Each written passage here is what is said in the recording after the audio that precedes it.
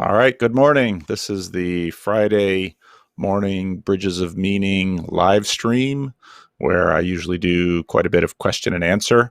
Now, we've had some audio issues this morning, so anybody listening to the live stream on YouTube, if you have comments about the volume level, just drop a comment in the chat room and Rick can read it, and Rick will, I'm sure, he's a tinkerer, so he'll continue to tinker with this all throughout the podcast to make sure that the levels are good.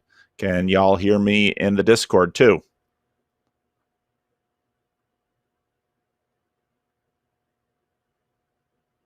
Yep, we can you're hear good you. on my end. Okay, sounds good. Sounds good. A few questions, and a few questions have accumulated in the PVK question and answer chat room, or PVK questions for PVK chat room.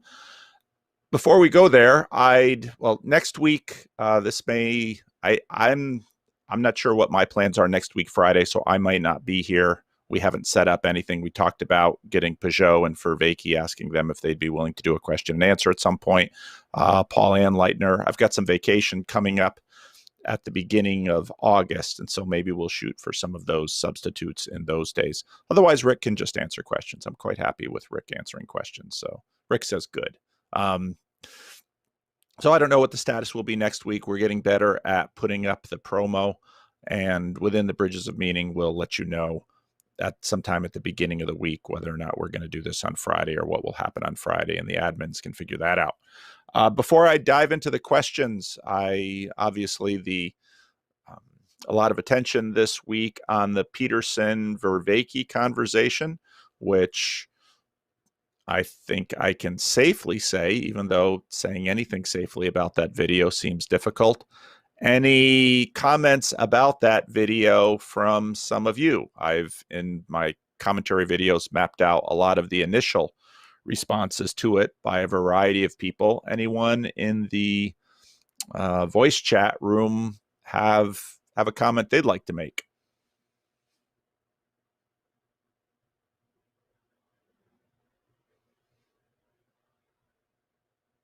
Hey, Paul, how are you? I'm fine. Who's talking? It's Miles. Oh, hi, Miles. So, there's a word that's really entered into my salience landscape and taking on some relevance realization for me, and that is allegiance. So I'm in Canada, and my required allegiance is actually to Queen Elizabeth, the Queen, and in the United States, your allegiance is to the Constitution. Yep. And I think there's something to be learned from both of our nations in comparing and contrasting.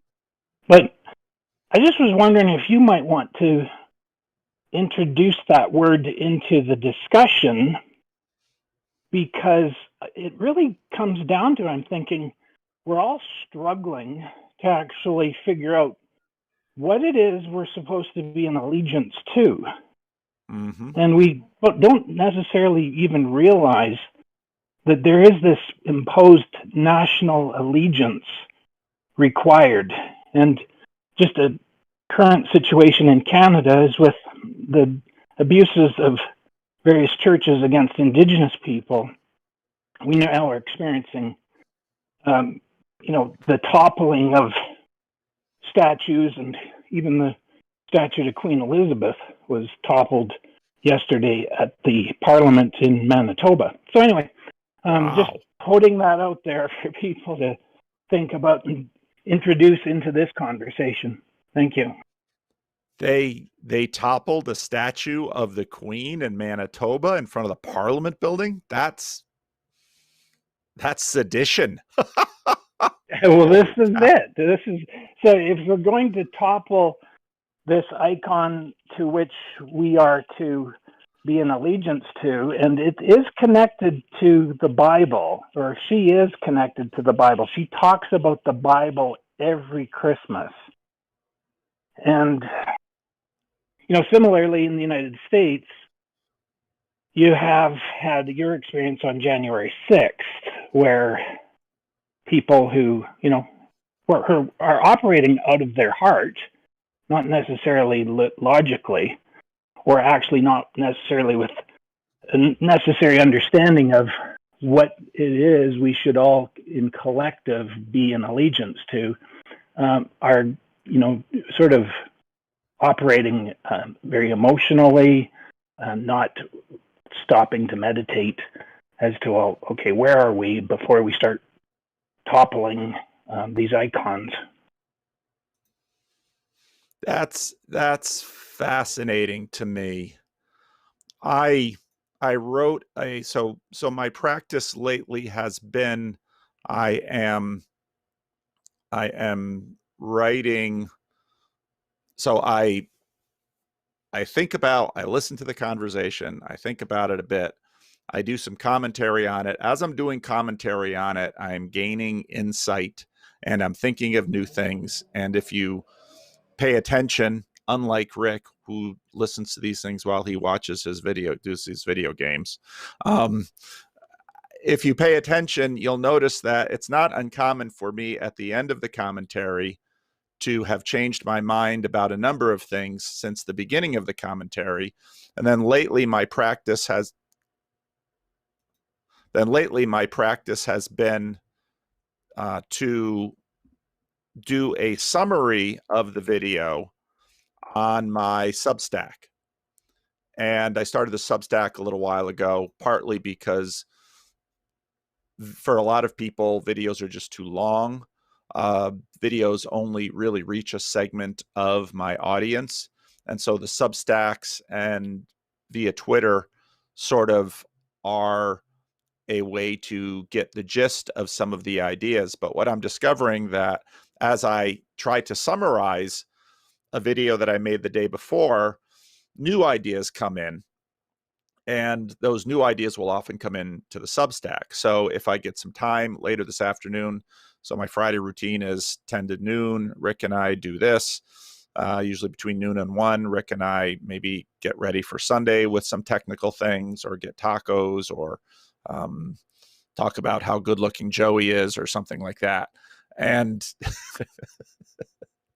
and so then about 2:00, then I'll usually go through the comments in the real-time chat during this talk. And then in the afternoon, I'll make my rough draft for Sunday video, do a little bit of admin work. And if I have time, I'll make another video. And so today, if I do that, I'll make some more commentary on the Vervaeke Peterson thing.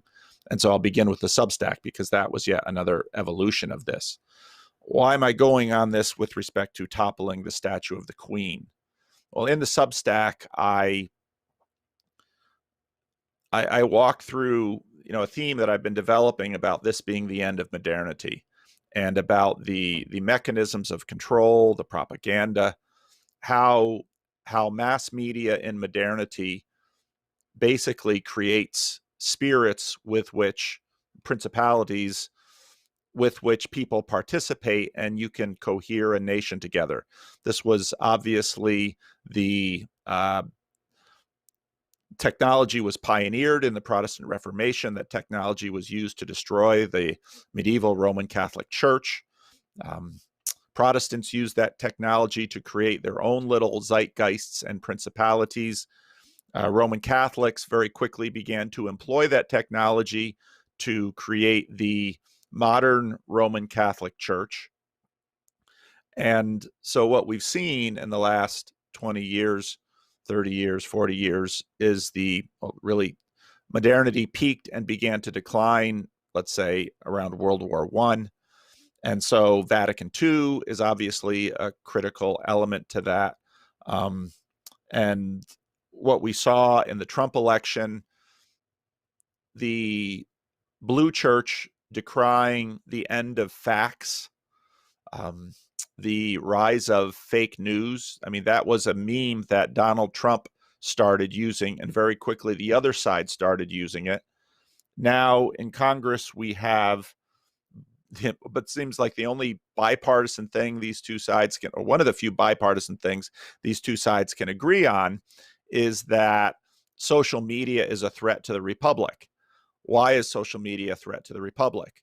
Both sides see it as a threat because social media undermines the hegemonic principality creating nature of mass media.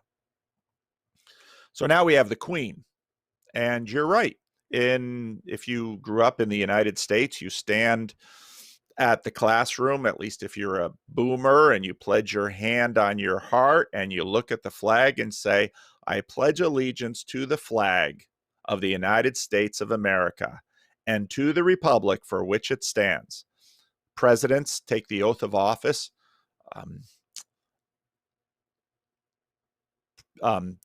vowing to defend the Constitution. The United States is an experiment in Protestantism. It's just what it is. It was founded by Protestants and dissenters from England. It was predominantly Protestant until Roman Catholic immigration began in the 1830s.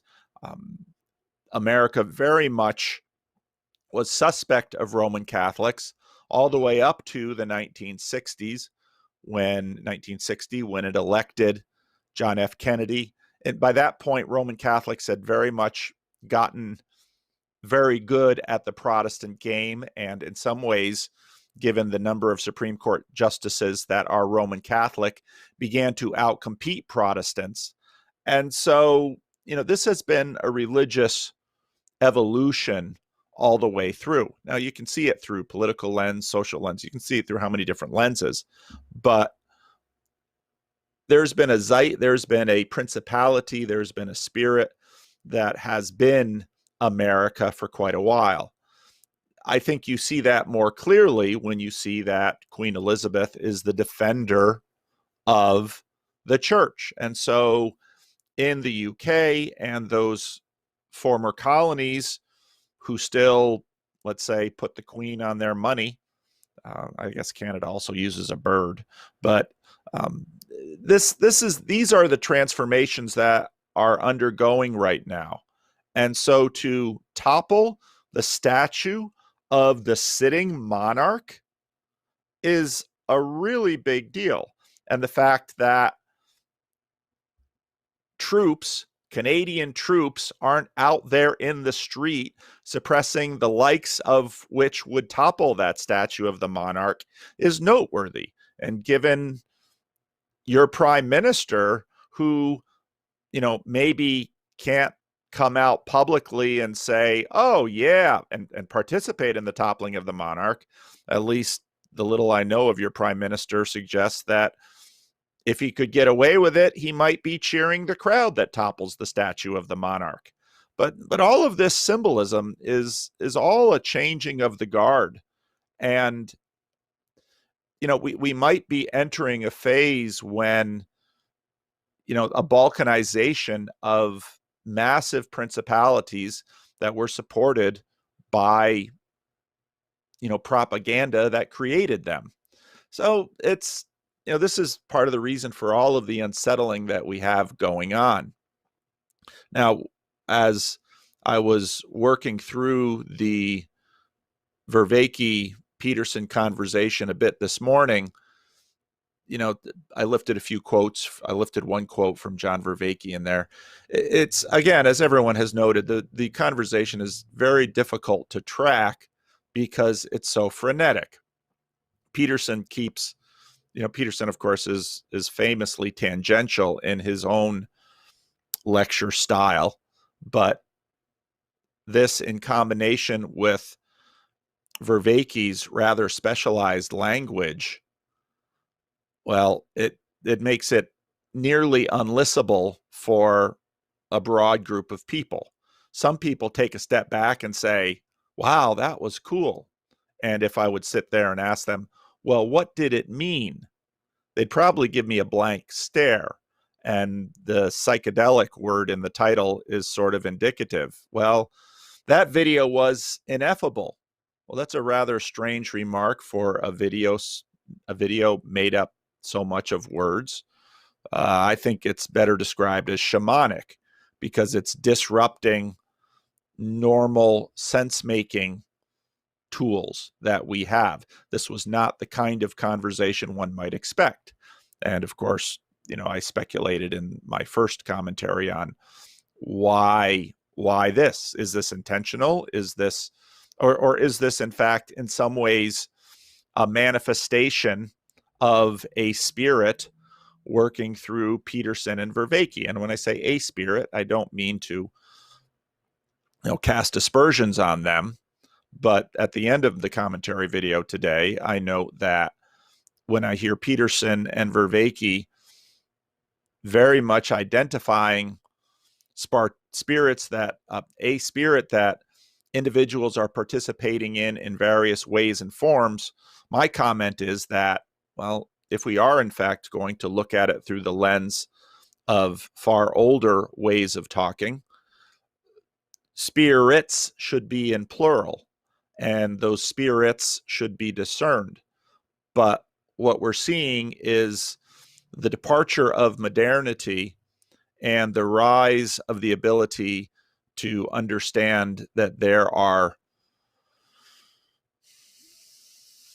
again, we have no other word for it but spirits, that there are spirits working through us, working through our institutions, working through our communities. And you see a little bit of this. Even the highly modern book by Max Weber talks about the spirit of capitalism.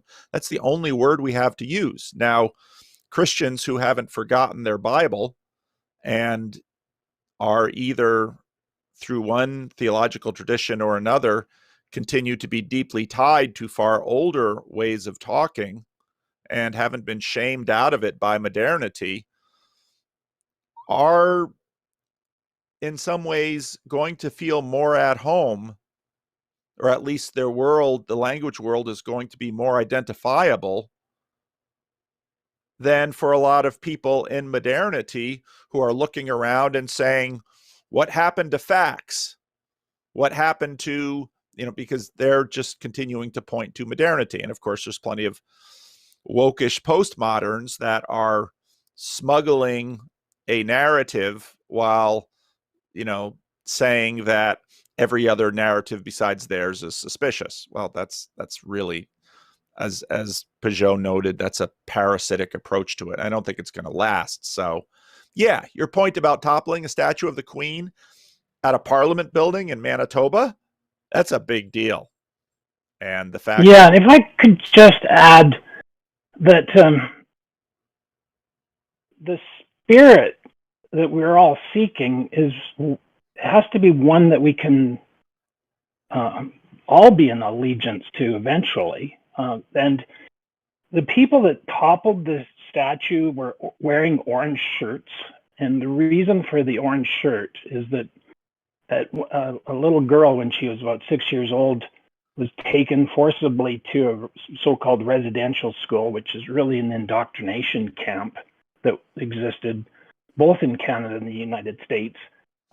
But they began with the Indian Act in 1876, these residential schools. And this story is that the little girl had been given a precious orange shirt by her grandmother. And when she entered the residential school, it was stripped from her. She had her hair shorn off.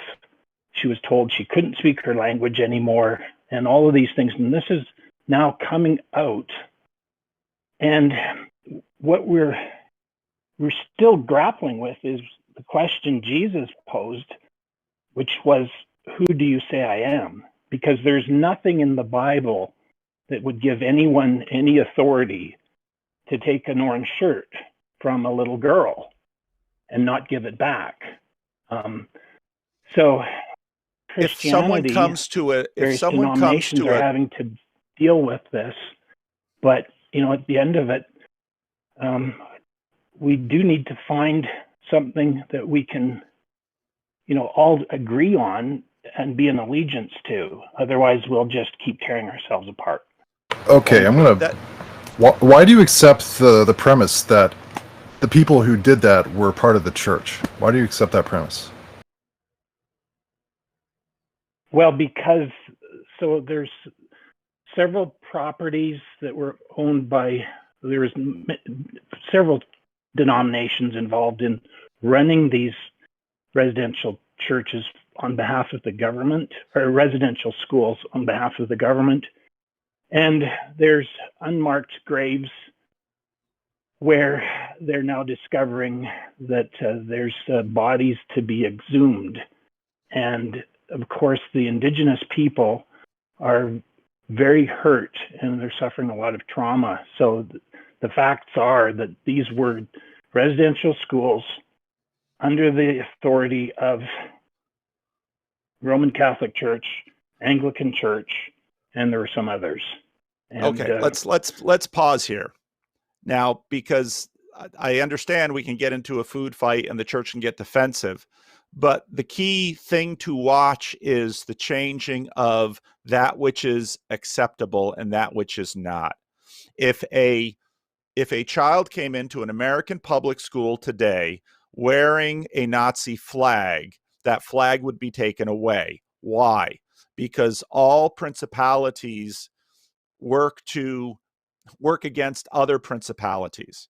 And the fact that everybody knew about the residential schools, a lot of this is knowledge. Maybe the graves are new, but the point to watch in this is in fact the changing of the guard, because changing of the guards always happen. And why I say this is modernity and even secularity that is going away is because in a lot of ways, the conversation you're pursuing in this is still within secularity. And I agree completely that, well, we have to find a new basis for unity. If we don't, what? Well, I'll tell you what. You have the balkanization of principalities again. And when I say principalities, suddenly the lexical the lexical range of that word is induced, because a principality is both a tiny little area in, let's say, the Holy Roman Empire run by a prince, and it's this spiritual force that we're talking about. So I don't want to, I think this would be a valid conversation in another sub chat room in the Discord server. But the focus that I'm drawing, and you can very well ask the question, why did the church do this? Well, I'd say bring that into another sub conversation.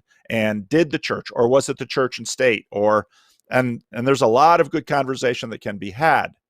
But the question of what is an atrocity is exactly what's at stake in something like this, because watch those definitions change.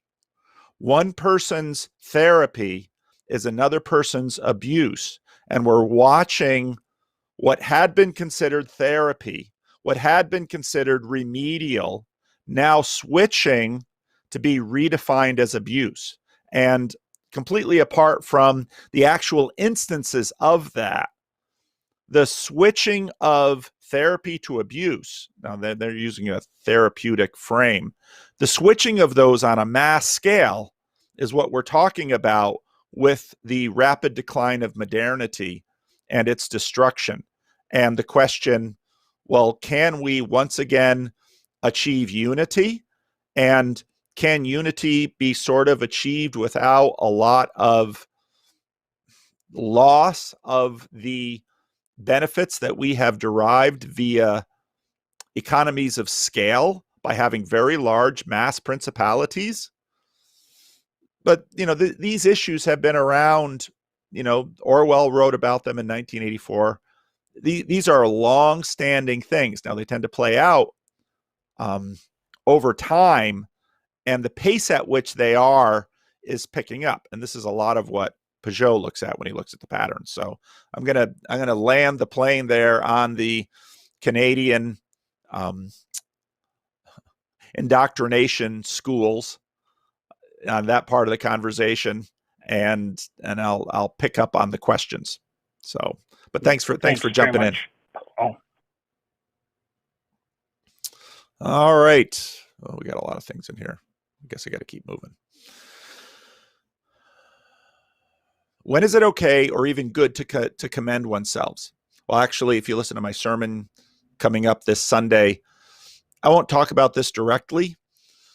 If you would open a commentary on 2 Corinthians, a commentary that is fairly recent, because one of the things that they've looked at now in at least Protestant commentaries on 2 Corinthians are rhetorical styles in the Greco-Roman world. And so there's a lot going on in 2 Corinthians. Super apostles, I'll run through a lot of this history in my sermon and in my rough draft. Super apostles have sort of gathered the attention and the favor of the elites within the church of Corinth, a church that Paul has planted. And he is trying to pull them away from the Roman cultural infatuation with wealth, status, and power by forefronting the strangeness of Jesus' cruciform kingdom and conquest. And so when he talks about commending himself, he's doing so within a Greco-Roman rhetorical frame, and he is doing it ironically. And he is, in a sense, mocking the highly status-oriented posture that the leaders of the Corinthian church have assumed. And that plays out actually within issues of both 1st and 2nd Corinthians, especially in 1 Corinthians 11, where the Apostle Paul takes them to task over what has become their practice of the Lord's Supper. So Paul is taking on that language ironically in that context. Now, this does get into, in the way you ask the question, gets into a complex frame challenge, which in some ways is a subset of the disruption of modernity, because Christian readers read the Bible within a modernistic frame. And if you want to understand what Jonathan Pageau's mission has been, it's to break that frame. And when you listen to Jonathan Pageau decry the kinds of things that are in modernistic biblical scholarship, and that's Protestant and Roman Catholic, I'm too unfamiliar with orthodox biblical scholarship to comment on that. But modernistic biblical scholarship, most of the commentaries behind me are written in that modern frame, which sort of flattens things out in the Bible. That's not just the modern frame, it's also sort of a sort of modernistic naivete that has deeply modernistic assumptions in terms of how we can read the Bible. Now, what I just did was probably unhelpful for most of you, because perhaps I undermined my own calling by setting the Bible further away from you. But if you want to understand a lot of what's happening with Jordan Peterson's biblical series, which is, I think, sort of an end of the demarcation of the modernist frame by using a psychological frame, and then Jonathan Pageau's work on patterns. Jonathan Pageau is basically returning the favor on iconoclasm. He is using icons to beat to death the tools that destroyed previous generations' icons. It's one way to understand Jonathan Pageau's work. And that's also a part of this changing of the guard as modernity recedes, and as we enter a liminal passage in which, well, we'll have to see what can be achieved next. And it's going to be prosecuted on every level, as we can see from what's happening in Canada. So, and, again, that just prompts all kinds of thoughts about why, with all of these changing of the guards, they sort of come in layers. And so a queen, a church, a monarchy is sort of pre-modern. It was modernized.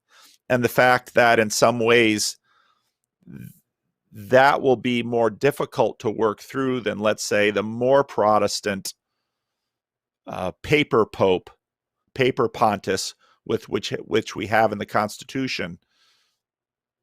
This stuff, I could talk for a long time on this, and I will.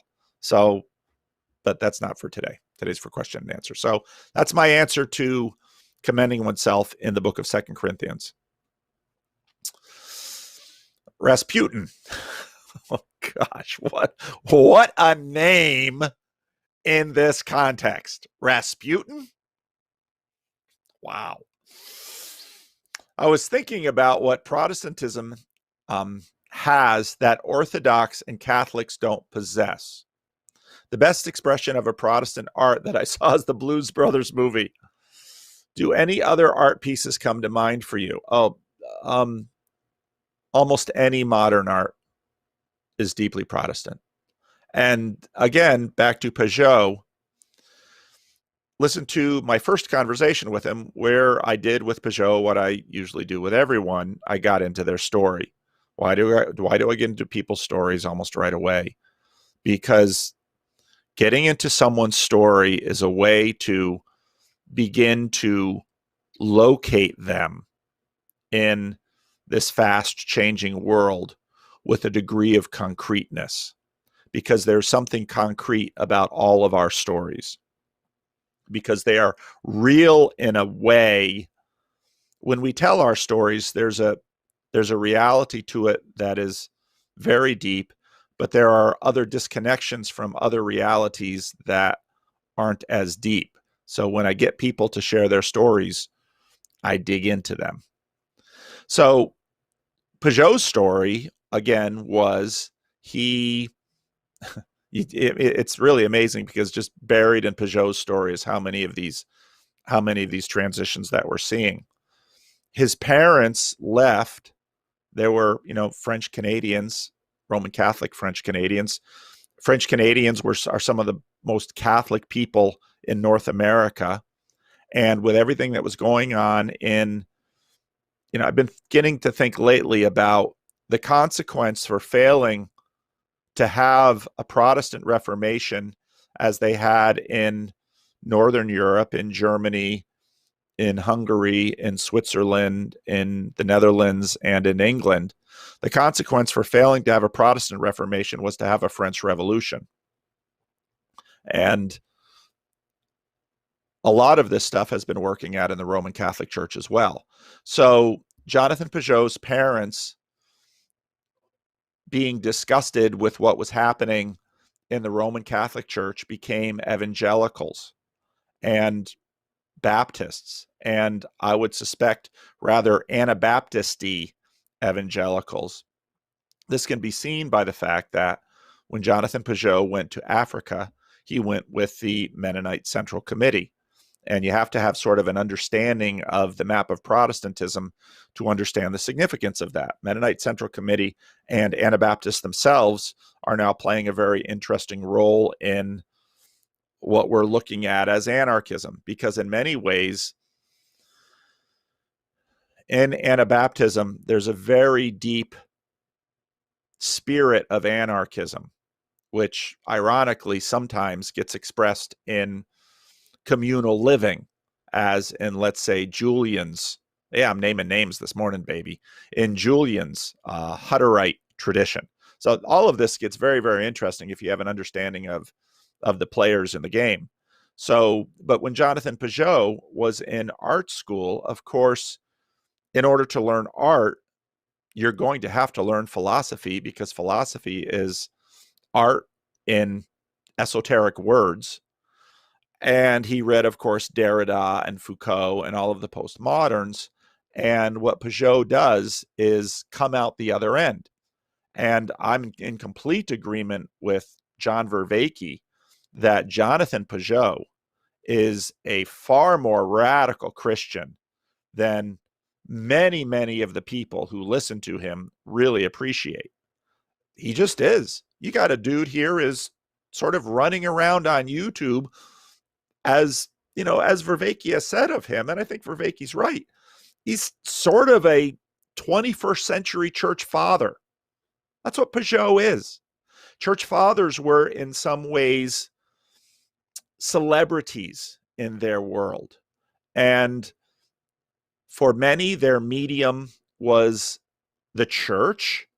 For some, those who had written, their medium was books. Well, Pageau, his medium is YouTube and, icons.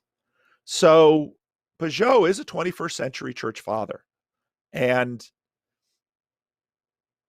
he is in some ways leading a revolution with these digital tools.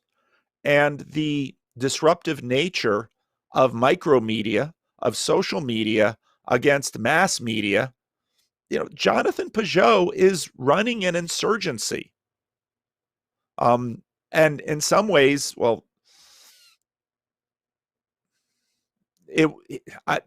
Jan of Leiden comes to mind. And those of you who know church history, probably your jaw dropped when I mentioned Jan of Leiden in the context of Jonathan Pageau.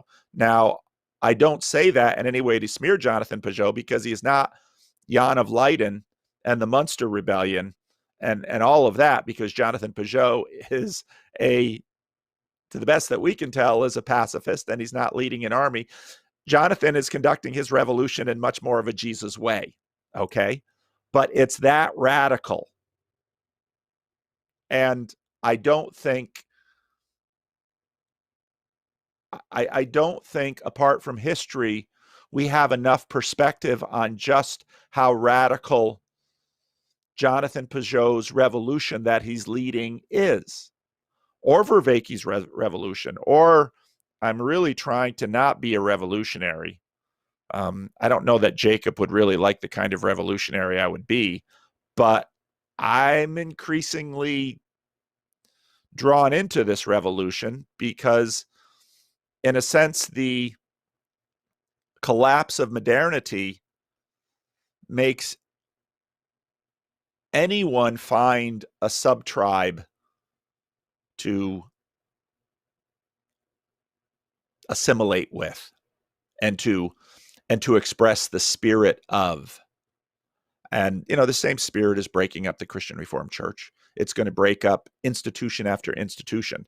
Now, this all happens slowly and, Lord willing, bloodlessly, but these are wars in the heavenlies that are raging now.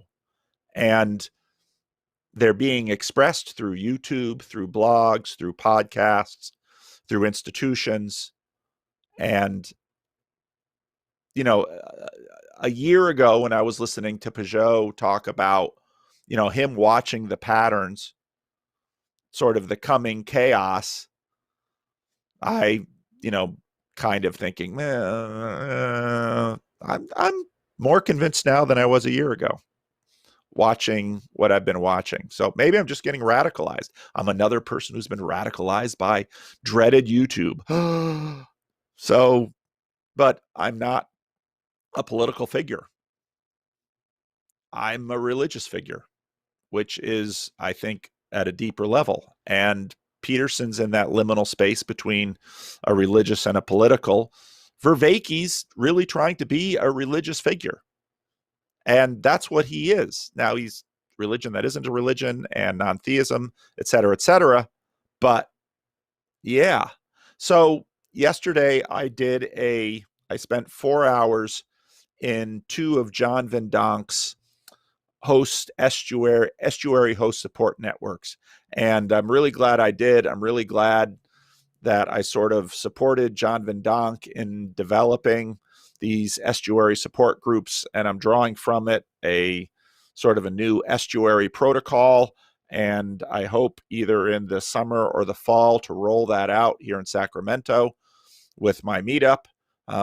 Those who come to my meetup won't see it as a huge change from what we were doing before, but I think they will see it as an upping of intentionality and structure. And so I think, thanks to John and the about a dozen of a lot of you who have been, over the last year, I think, really developing this estuary protocol. We're probably going to see this. Now we have a little bit something more concrete to structure estuaries around. These are perhaps breakwaters that they have been constructing. So I'll be doing a video probably with John and some of the other members of his estuary support host network. And we'll probably model some of this estuary protocol. And again, those of you who have been participating on the Bridges of Meaning Discord won't find it radical at all. But I think that will be the next part of the iteration. But in that conversation, we're talking about Protestantism. And another way to understand Protestantism is it is the experimental wing of the church. If we have ideas so that they can die instead of us, the church did Protestant denominations so that Protestant denominations can die instead of the church. So in some ways, Protestantism is sort of the laboratory of the church. And so far older, staid traditions like the Orthodox and the Roman Catholics, they put up a wall between them and the Protestants and the radical experimentation that Protestants are doing. And they watch the Protestants, and sort of like a child has imprinted within them a first draft, every successive generation of Orthodox and Roman Catholic has imprinted on them drafts of Protestantism that's sneaking under the radar. Now, the Roman Catholic Church has had its own experimental laboratories throughout its tradition, and you can find them in various orders and various other sub things within the Roman Catholic Church that they play with things. And so with the big war of, should Joe Biden be allowed to take the Eucharist at a Roman Catholic church? Part of the reason that's not simply ruled out of line is because within Roman Catholicism, you do have a spirit of experimentation that perhaps was really let in with Vatican II. And so, there's, I can't even touch on the kinds of wars going on within the Roman Catholic Church. But one way to think about Protestantism is the experimental wing of the church. And this is why Protestantism isn't going away anytime soon. I think the protests should at some point die down, but they might not until the coming of the Lord. But this is sort of how to think about Protestantism. And so Protestants try lots of stuff. And, there's often some interesting connections between, let's say, the charismatic movement in the Roman Catholic Church that in some ways followed the Pentecostal movement, but there were precursors to that Roman Catholic charismatic movement in many ways, because in the time of the Reformation, certain more secular wings of Protestantism were seen as anti-miraculous, while the Roman Catholic Church had Mary crying and healing at Lourdes and, maintenance of pilgrimages to Shine and La Virgen de Guadalupe and all kinds of other things. So the church is always both impacting and surfing these waves that come through. And Protestantism is in many ways sort of the radical experimentation. I think it's going to be very interesting to watch what happens to the Orthodox Church in America, because if we've seen anything from American history, it's that religious immigrants change American culture, and American culture changes religious immigrants. And so the Jonathan Pageau Revolution is going to have a significant impact on the Orthodox Church in America. And you can already see that as around the symbolic world, you have various Orthodox priests making podcasts, speaking, writing, all of these things. So these are radical things that are underway right now before our eyes, and the significance of them is difficult for us to see. But that's Protestantism. Any quick responses from the chat room on Protestantism? Paul, I love the revolutionary that you are, and you are a revolutionary. That's why we're here. Okay. And part of what's really strange about this revolution is that we've got Jacob, and there's Vervaeke, and there's, Mark Lefebvre, who's, I don't understand crazy French and their spellings. What's with them? So in this hugely mixed up world, these revolutions, it's going to be wild. It's going to be hard to know where the lines fall. So, all right. Well, that's where I disagree with you. I know exactly where the lines eventually will fall. Wow. We have a prophet in our midst. So, well, I'll be interested to hear. Maybe you should do a video on your channel about where the lines fall, because I'm kind of curious. Well, I mean, I'm not a prophet. The books are right there. There are the prophetic books out there. So you're one of the streams. There's direct revelation. There's the word from the prophetic books, and there's the context. It's always the three streams in the hermeneutical circle. So, all right, I'll continue because I got a lot of questions, and I don't know if I'm going to do this next week. So, and y'all have been adding to them. So here we go. T.S. Apostolos, can you riff on this? It is also said, answered Frodo, do not go to the elves for counsel, for they will answer both no and yes. Is it indeed? Laughed Gildor. Elves seldom give unguarded advice, for advice is a dangerous gift, even from the wise to the wise, and all, of course, may run ill. I don't know if I can say it better, and so I fear to riff on it. It's true. And you can find this wisdom in many corners. If you go to a therapist, and there are two kinds of therapists that give advice and therapists that mostly listen. There are two kinds of pastors that give a lot of advice and pastors that mostly listen. One of the things you learn about advice is that most of the time you're sort of wasting your breath.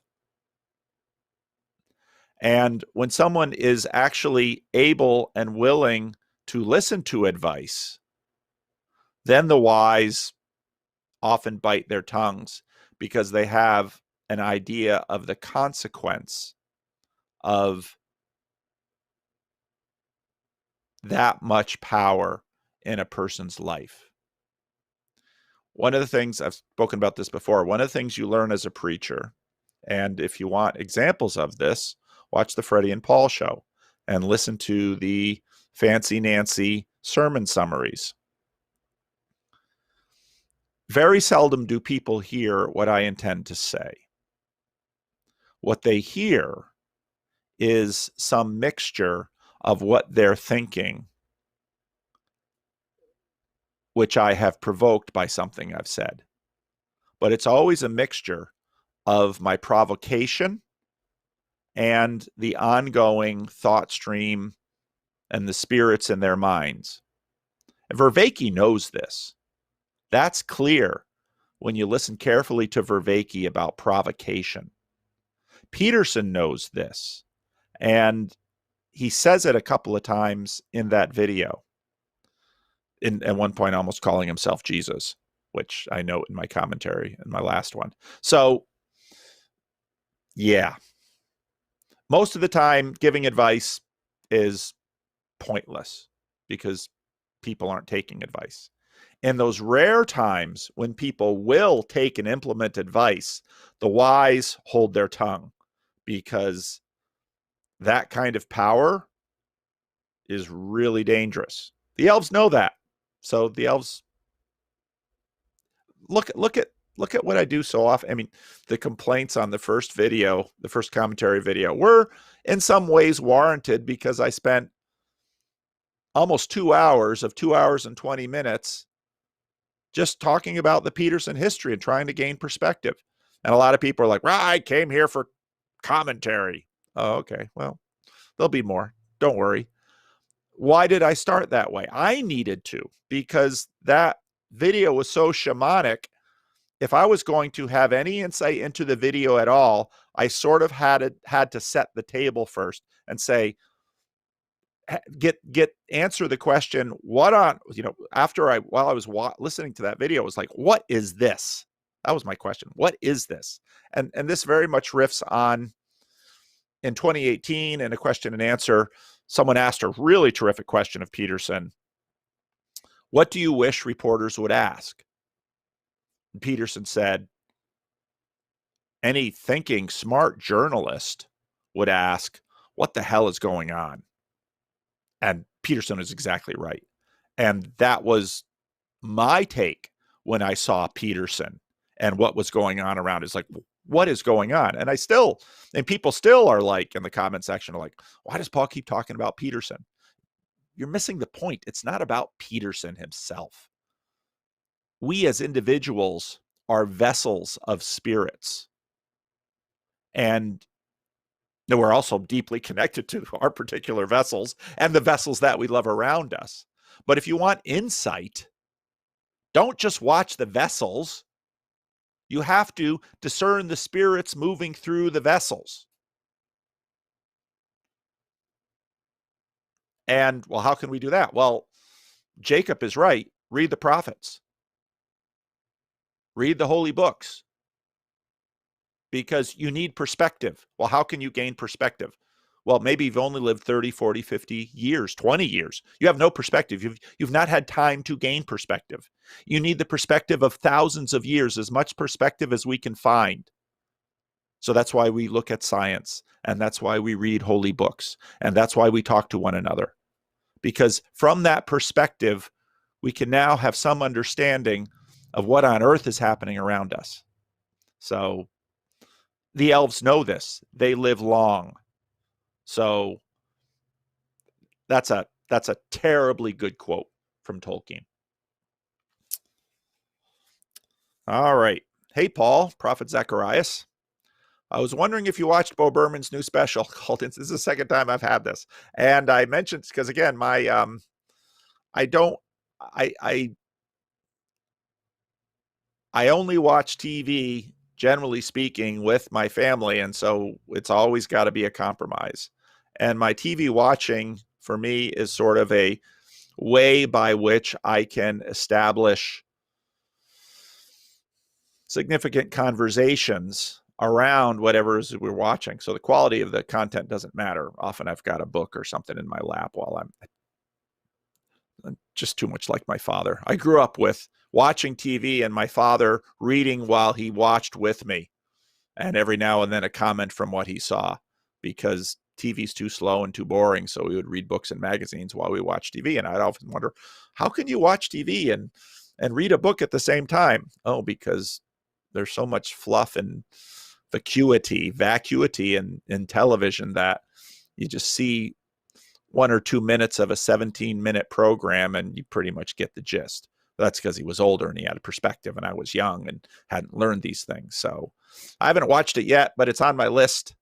I've seen commentary on it, and because at least 2 or 3 of you have pointed out to me, I suspect I will probably be interested, and you might hear some commentary on it. But there's a lot of material out there right now that is competing for commentary in my spirit. So I'll try and take a look at it. He directed it, recorded. Yeah, go ahead. Do you have any Audible book recommendations? Oh gosh.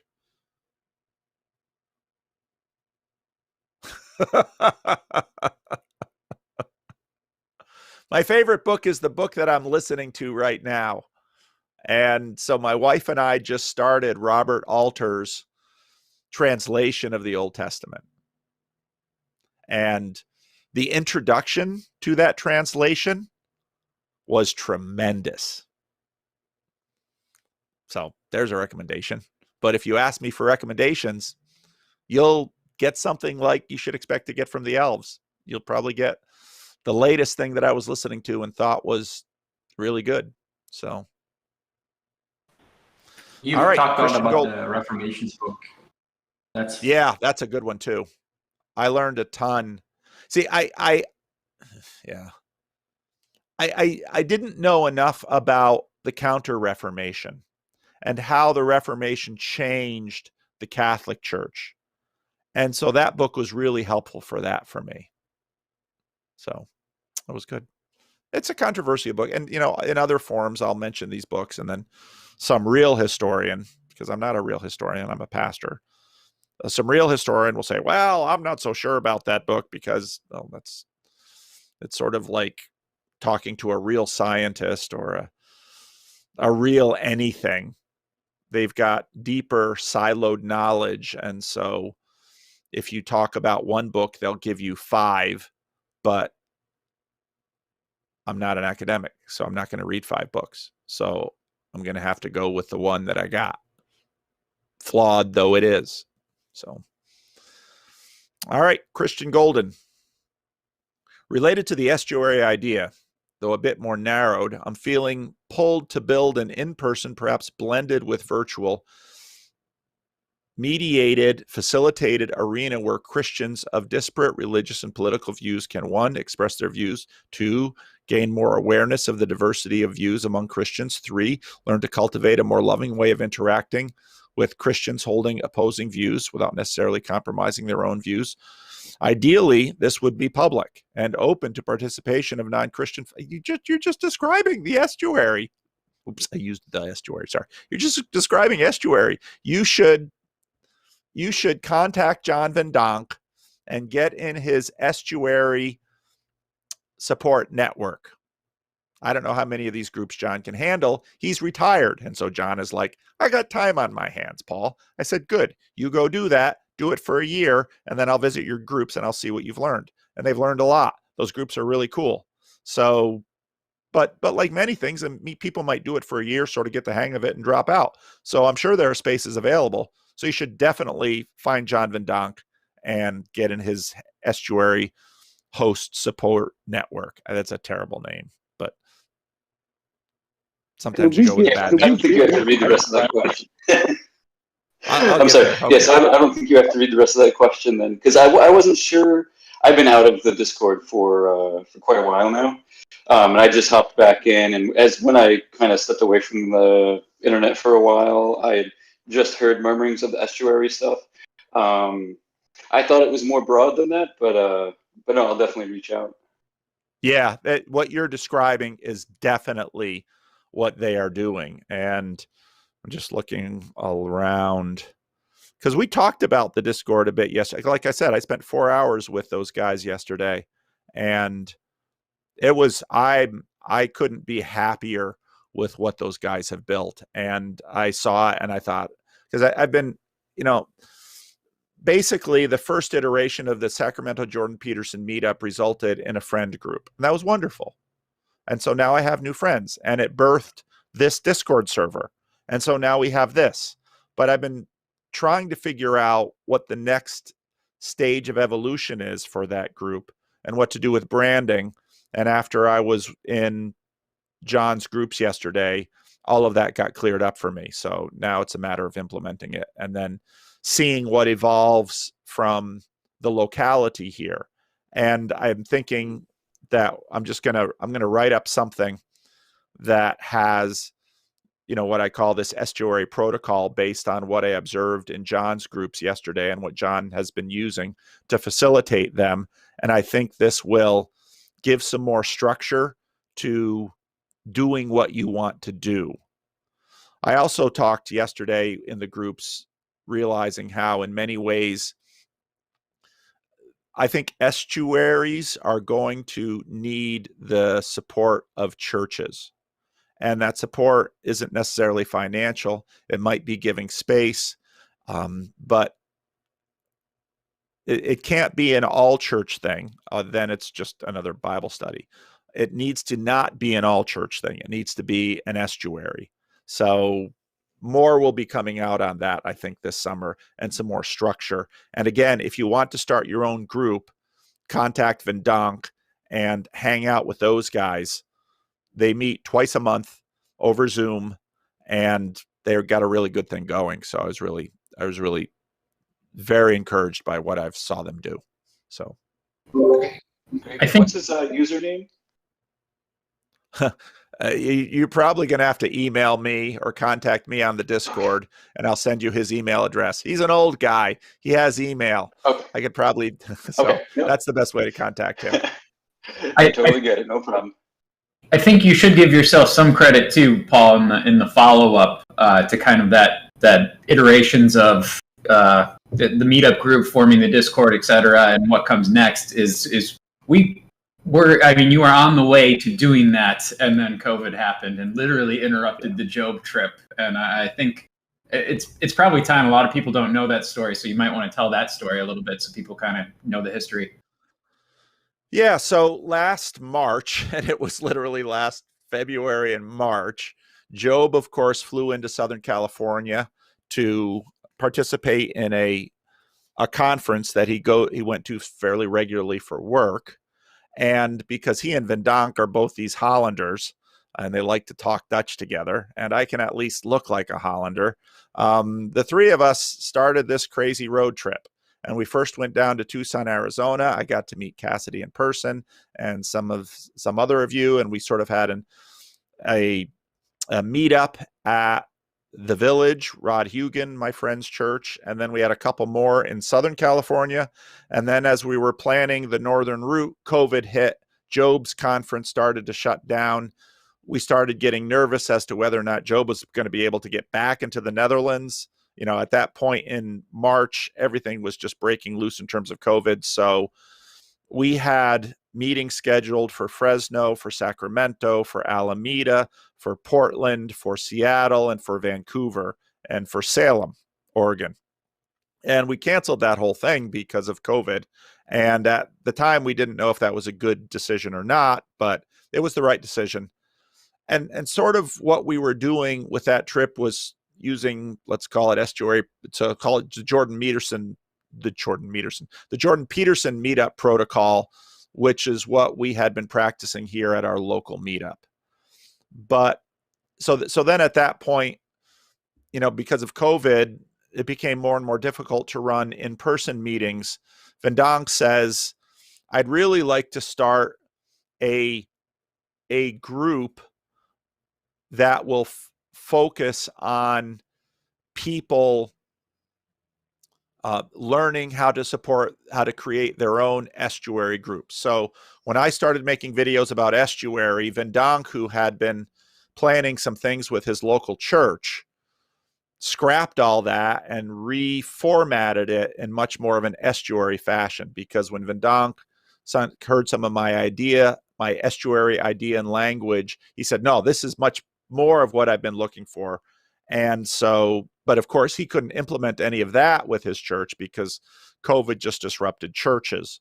And so I said, well, John, let's do this. You and I will make a video about what you would like to do with these estuary leaders and how to train them. And then we'll put out a plea in this video and people can contact you and sign up. And so Vervaeke's an old dude. He doesn't listen to my videos. He just calls me up and asks me what I'm thinking about. So he cuts right to the chase. I can't do that with everyone. But so he made this, Job helped him make this little Google Doc by which people could sign up. But Vervaeke didn't know how to operate it. So 2 or 3 days after I released the video, poor Vervaeke was downcast because nobody signed up. And then a day later, he calls me up and says, no, I didn't know how to do it. Job helped me. We had 17 people sign up. So bang, that got off the ground, and that's been running for about a year. And I've been really curious about it, but I know, like with the Discord, sometimes when I step in, I sort of disrupt the natural evolution. So I kept it at arm's length. I said, Vervaeke, you run it for a year, and after about a year, I want to drop in and participate in your meetings and see what's developed. And I think what they've developed, and so hats off to Vervaeke and everyone who's participated, because just like with all of this, this is collaborative participation. I think they have a protocol for the groups. I think it's sort of battle tested now, at least with the very highly capable people who are the leadership types that have participated in that. And I think now it's time to take this prototype, and now that, at least in the US, we're getting a little beyond COVID, we'll start opening it up to the public and see how it scales. I think it's going to be better structured than the first prototype, and I'm excited to see how it goes in the wild. So, as always, it's all experimentation. And I think once I put out the prototype, I think I'll write it up on my Substack, and that way I can get it out there. Once I write it up and put it out there, I'd recommend that maybe some of the leaders who have been working it start their new Discord or their new estuary groups, and we'll see where it goes. Part of the blessing of the Jordan Peterson first wave was that gave us sort of a critical mass to ride in.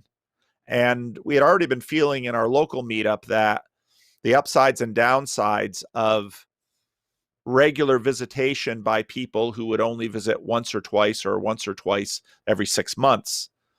And so I think the second stage will be less focused on outreach and more focused on building the core and accepting slower growth and then more word of mouth growth instead of relying on publicity and those things. So that's where this is going.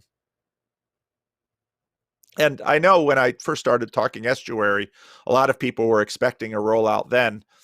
I didn't have it. And with a lot of these things, I mean, the modern mass media has an expert who pronounces, and the masses sort of like non-player characters implement. That day is dying. What we're going to do is have much more of a, we develop this together, and we develop it through trial and error. And slow growth is okay. You want slow and strong. And that's actually how the early church grew. And then let multiplication happen as the strength affords it. I think that's a better way to run a revolution. So, even though I'm kind of an anti-revolutionary, so is Pageau. And in fact, the Dutch Calvinist ancestors of my particular tradition actually called themselves anti-revolutionaries because they were pushing back on the French Revolution. So these are long spirits that are working through us. Very, very long, very ancient. So sounds scary. Prophet Zacharias again. I was very pleased and interested to hear that Peterson told Vervaeke that he has recently read The Immortality Key, as I have just recently finished that book myself on Audible. First half does come off as an almost bitter and typical critique of the church. The founders of modernity have been duped, and the war on drugs and the banishing of women from delivering the Eucharist was all a church plot for power. However, it gets very interesting and, dare I say, convincing in the second half when he spends some time in the Vatican vaults. Now I'm interested. Almost reminds me of the Louis Marcos work at this point. I'm not familiar with that. That the God of Israel and the Logos flow even through the pagan religions and the pagan poets. I don't know if I'd use that language. I can use Lewis's language of good dreams, which is, so I have a Lewis collection on Logos, my Bible study software, which is has very powerful search tools. I could only find references to Jung twice in Lewis, which I found quite interesting, because I'd be really curious to know what Lewis didn't think much of Freud at all. And there's a really excellent book out there contrasting Lewis and Freud from a Harvard scholar, and that is on audiobooks, and it's a great book. So very interesting how to think about these spirits. What are your thoughts on the Delphic mysteries and connections between the Dionysius and Jesus? Have you ever heard of the illusion mysteries and their connection to the early Eucharist? Nope. I am blissfully unaware of much of this, and I suspect my bliss is about to end, as I will have to struggle through some things. Have you ever heard that women had a very prominent role in the early church? Yes. And specifically the offering of the Holy Eucharist. I am part of the camp. So right now in Christianity, you have, at least in Protestantism, you have complementarians who say, women shouldn't be priests, let's say, even though Protestants don't usually have priests. It's only those neither fish nor fowl Anglicans that keep muddying the Protestant Catholic line. And then you've got egalitarians that says, it should all be open. Now, N.T. Wright is one of these strange people like myself that makes an argument that says, it seems in the New Testament, women hosted what would become church services. Now, I have a write-up. It's from a sermon in my old blog. That's leadingchurch.com, not my Substack. In my old blog, basically about Lydia. It said basically Lydia is to Paul as Cornelius was to Peter. In Philippi, my reading of the book of Acts is that Lydia was the leader of that church. Now, this gets really murky fast. And when I apply these contemporary categories to a first century gathering in Philippi led by Lydia, was Lydia a pastor? That's an anachronism. What do we know? Philippi, which was a Roman city founded mostly by retired Roman army veterans, because that's what the Romans did. That's how they paid their soldiers for fighting. Here, we're going to give you land and a city that you can settle and colonize. That's what the Romans did. We meet Lydia, who was likely a former slave, but likely a high status slave because she dyed purple cloth, and she was quite likely very wealthy. But Paul's usual way of his ministry was to go to a city and to start with a synagogue. Philippi didn't have a synagogue because they didn't have 10 Jewish men who were circumcised in good standing to found a synagogue.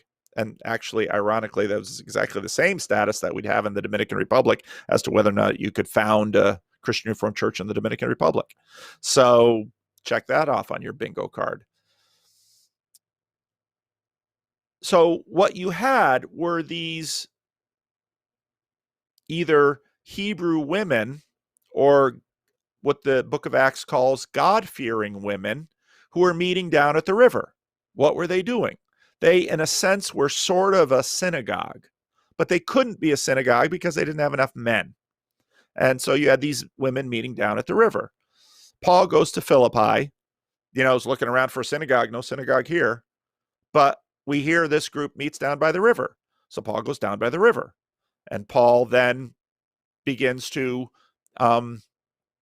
talk to Lydia about the resurrection of Jesus, et cetera, et cetera. And then Lydia asks, and this is right in the book of Acts, would you come to my home? Now, to us, that sounds like, well, what is that? Is that like at the end of the date was, would you like to come up? No, that's not that. you have to understand that within the Roman cultural context, which was, and in some ways, the Jewish cultural context, which Lydia was extending hospitality. Now, as I get into my sermon tomorrow or Sunday, part of the reason the Apostle Paul never took financial support from the Corinthian church was he understood that the minute he would do so, he would then be subject to the patronage tradition of some of those Corinthian leaders, and he did not want to play that game. He would take support from other people, but not from the Corinthians, even though he founded that church. And the church at Corinth was offended by this. And they kept offering him money, and he wouldn't take it. And this became part of the dispute between Paul and that church. And he kept telling them, I'm not going to take your money. Because I don't want your money, I want you. And part of the reason for this were that these other itinerant leaders were coming in and they wanted their money because Corinth was sort of like the Las Vegas, only better suited, of the ancient world. The Romans had destroyed it and then rebuilt it because it was in too strategic a location to not have a city. And it so became a thoroughly Roman town. And there were many wealthy people there, and it was fast, young money. And people understood that money is useful for influence. And Paul said, I'm not going to be subject to your influence because you have significant parts of this whole Christianity thing wrong. And in fact, your Lord's Supper practices are so abominable to me, it'd be better if you just stopped. I mean, that's pretty rough. But Paul was not someone who pulled his punches. So Lydia says to Paul, can I extend you hospitality? And he accepted her hospitality. I think Lydia was the leader of the church of Philippi. Now, I think over time, as the church grew, more standard practices came into being where increasingly men and finally only men were leading churches. Now, I was thinking about making a video which would have, why not just continue the destruction of my life by my videos? Why not? Even though in the Christian Reformed Church, I am well known within our circles as someone who is not against women in office. In fact, if you go back in the Living Stones Preacher Archive, you can find women preaching at Living Stones. And that's always complex because my own congregation has some people that are for and some people that are against, but we're a little church and we just barely do what we can to get by. And that way we're like the Church of Philippi. But I think there might be reasons why you should have a bias of men for church leaders. And in fact, a bias of men as leaders. And I think those reasons could be biological. Now, what I don't like is the complete ban against women doing it. Because I think actually, if you look at the history of the church, women have been doing it. We just haven't given them any titles. And I think there's something unfair about that. But I do not think that men and women are the same. And there might be reasons why men should lead in various ways. But I'm against the prohibition against women leading. Let the women lead. And I think you can see this through the history of monarchies. There have been some powerful and effective women monarchs, female monarchs, but they're the exception. And I think actually, if you look in the Bible, that tends to be what you see with certain kinds of leadership. Now, in other spheres, again, I'm a Kuyperian, so I believe in sphere sovereignty, and you'd have to get really wonky about Dutch Calvinism to figure out what I'm talking about there. I think in other spheres, women lead. So sort of a monolithic universal headship, looking at male headship, I don't subscribe to.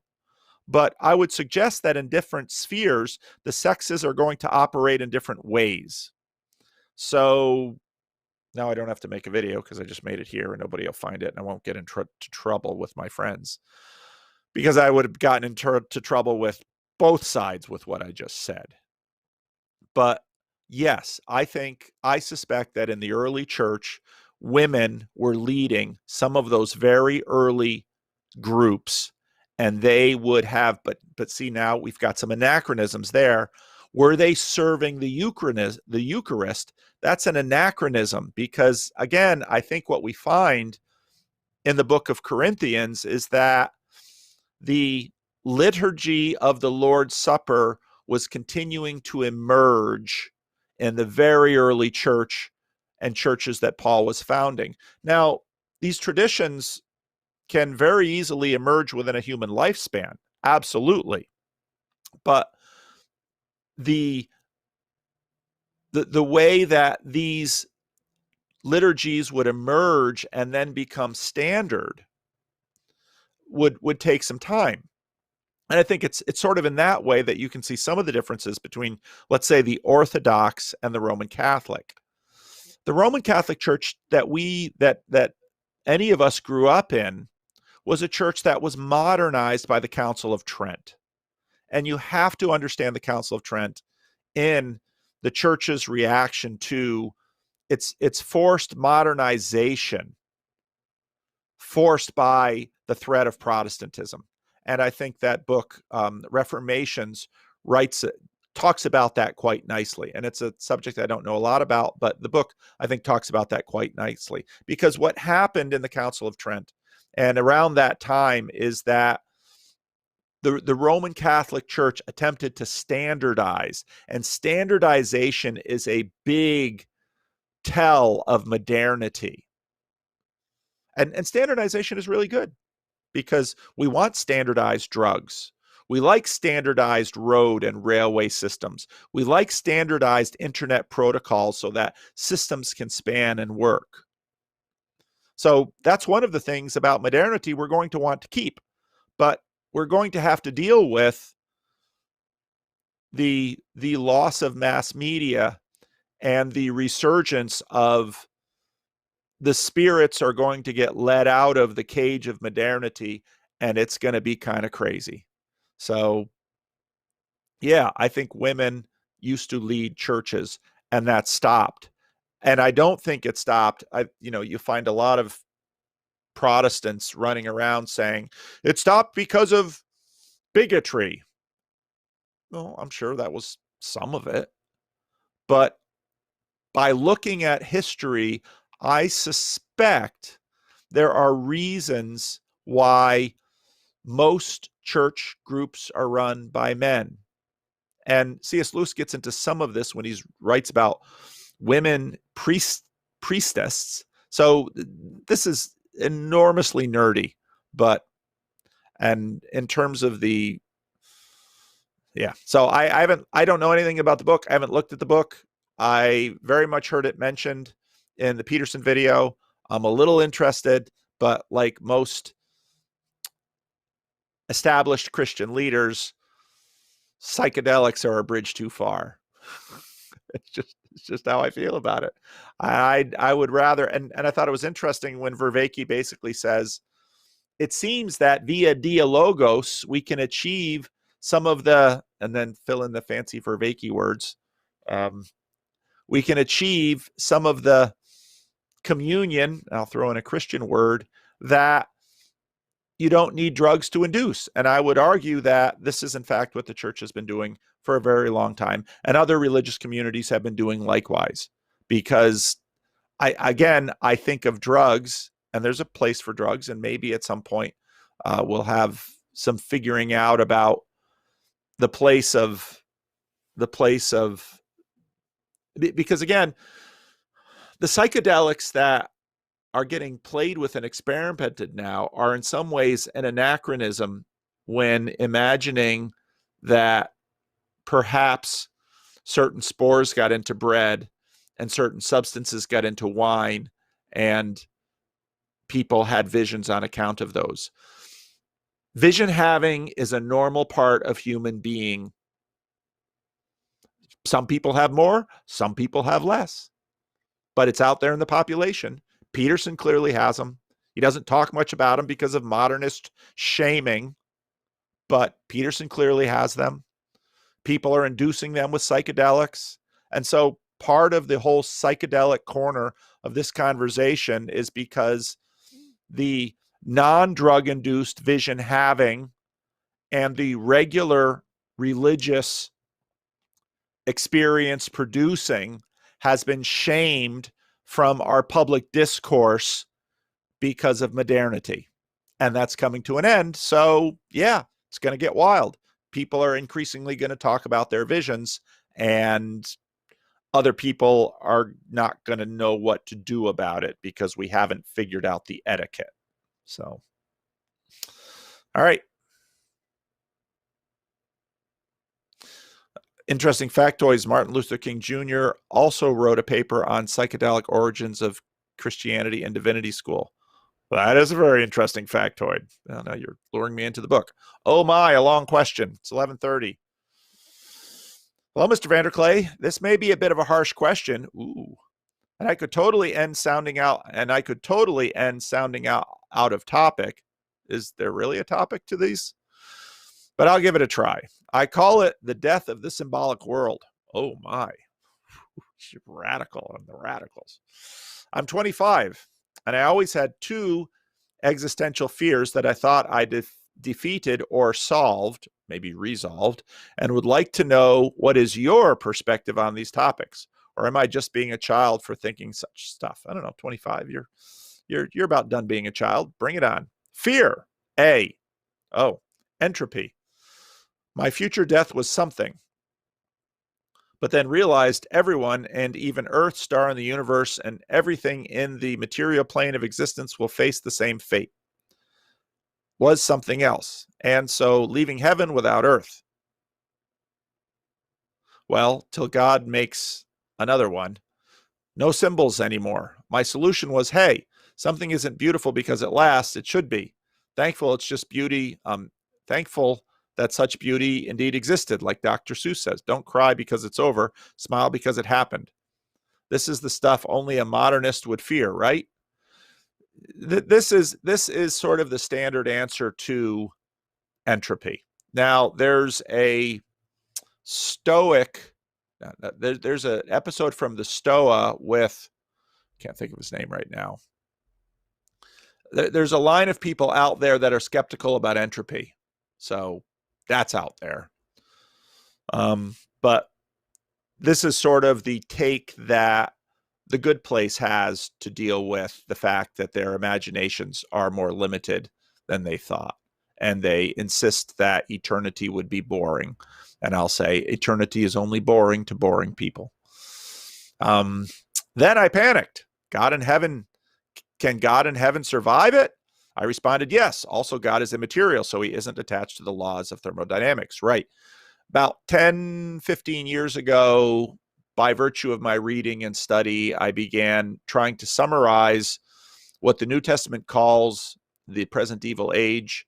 And Paul keeps talking about decay. And the Greeks paid a lot of attention to decay. I kept talking about the age of decay. And you can notice this, that the idea of love or the form of love, you can run this in Platonism or Christianity or some mixture of the two.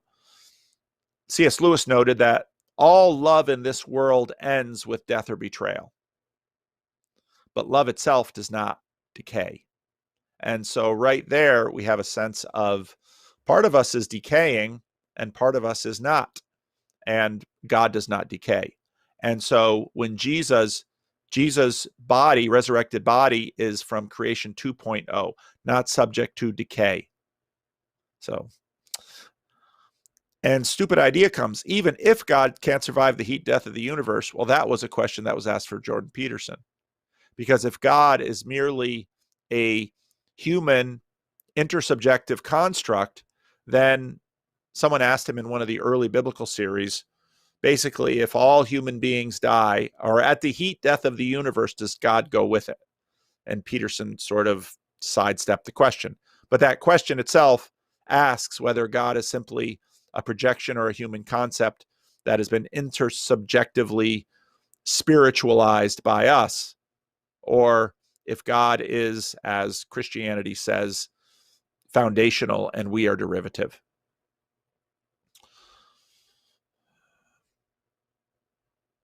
If even if God can't survive the heat death of the universe, then hey, it is something to experience. This is, I think, is exactly where Peterson is at, right? Dying with our creator. I laugh because I think God wouldn't be affected by it. However, I still think on that. Who knows? God could create another universe. Things start to sound good again. Then fear B comes, the good lie. Oh, yeah. It's a fact humans can find faces and patterns everywhere. It's our biology to survive and create communities. What if it's all wishful thinking, right? And so the symbolic world dies again. And I realize, yeah, we aren't just walking towards entropy, but the symbols are just necessary lies we need to tell ourselves to keep things going forward. This is exactly the modernist take on the sympathetic modernist take on religion. It's like, yeah, I don't believe it, but we sort of need it. But that then becomes unfulfilling because it's sort of like, let's imagine I don't really believe my wife loves me, but living together works better if I pretend that she does. I'm not going to divorce the back of my mind that says my wife doesn't really love me. It's always going to haunt me. And I think that's why a lot of people who have sort of taken the Peterson journey and gotten to this point and said, yeah, humans need religion. So I'm going to not be an anti-theist. I'm going to hang out with religious people because they've got some crazy idea that there's a God who tells them to love even atheists.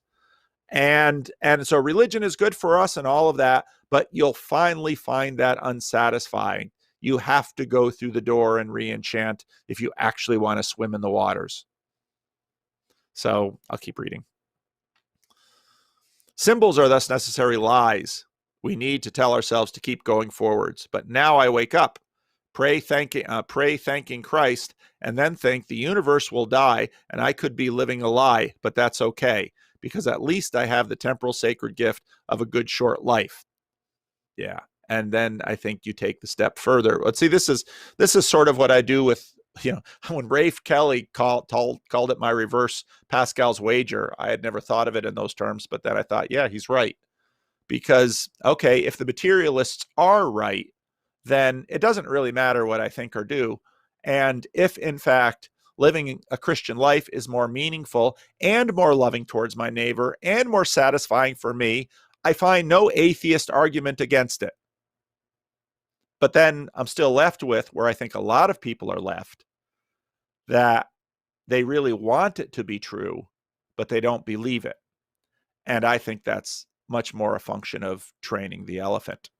I say that in a secular frame. If I say it in a Christian frame, I would say run to Jesus and ask for his spirit. Because when you get his spirit, you can really believe him. That's putting on my pastoral hat. So, and yes, I talk both ways on my channel. Ooh, 1138. Hey, Paul. Oh, for Grim Grizz.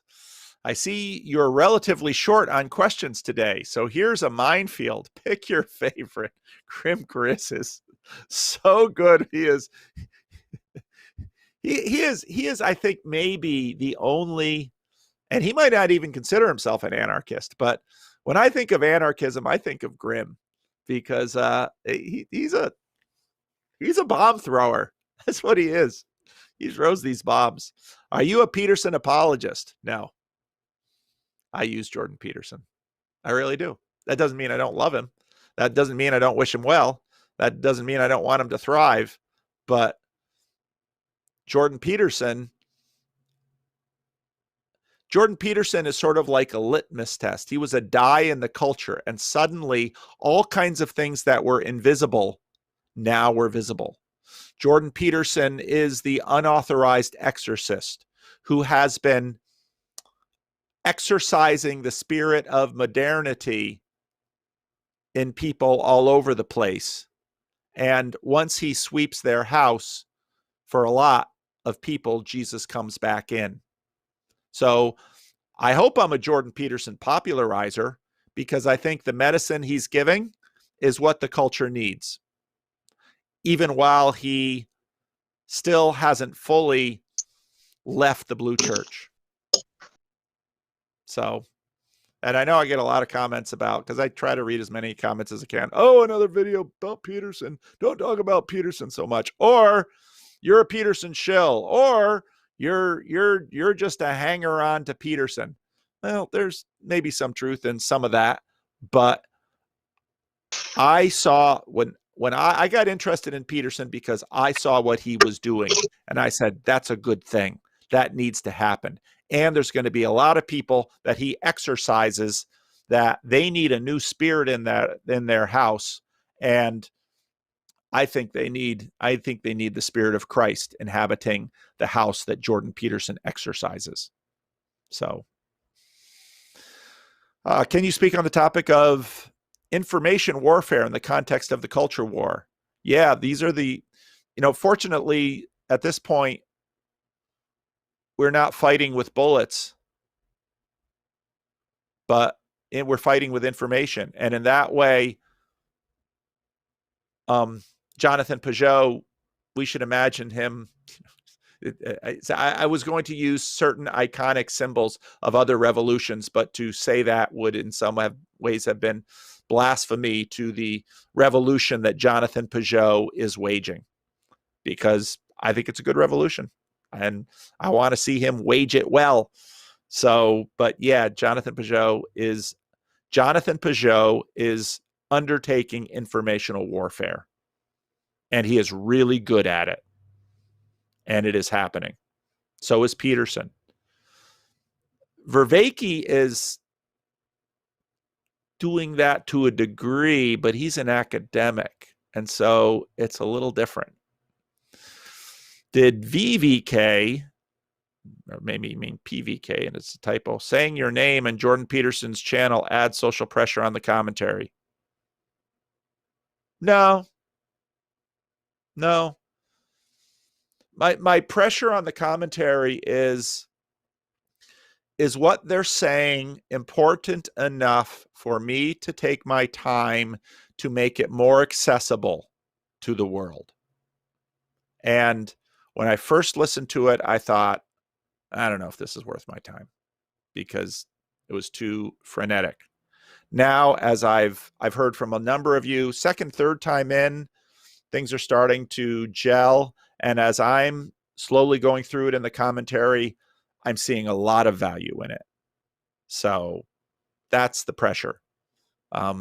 Peterson, how can Peterson not know who I am? It used to be that all the clip channels, in the first wave, all the clip channels were going through all of Jordan Peterson's stuff and making clips. Just clip. And there's still some clip channels out there that are doing that with some of his recent stuff. But for the most part, a combination of YouTube demonetizing all those clip channels and the fact that because Jordan isn't walking into the blue church and throwing and destroying its icons, he's not getting the same kind of blue church promotion that he ironically got in the first wave. And so there's far less incentive to do a clip channel of Jordan Peterson now, because you're not going to have the same kind of algorithmic ride that I stumbled into in November of 2017. I didn't know what I was doing. I didn't know what YouTube was. I just made a video and it's like, whoa, what happened? It's still true that videos about Jordan Peterson do well in terms of the metrics on my channel, but not like they used to. So how many people are really, so a lot of the nominal Jordan Peterson fans are sort of out there, but they're not making videos anymore. And I still am. And so I look like an anachronism, or I look like manic, or I look obsessive compulsive, or I look insane by still talking about this dude. I don't give a crap how I look in those things. I'm sure I'm some of those things. I do these things right from the start because of the reasons I saw the value in it. And that's why I keep doing it. It's like, oh, you're making big money. Yeah, you want to know how much money a video makes? Ask Rick. He'll tell you. YouTube, if you're living off YouTube AdSense, you'd better have a big account. And yeah, I believe that was a serious hit when YouTube demonetized Brett Weinstein's channel. Yeah, I believe that, but his channel's a lot bigger than mine. Financially, no. Can I live on this? No. Why do I do it? Because I think it's the right thing to do. Because it's interesting to me.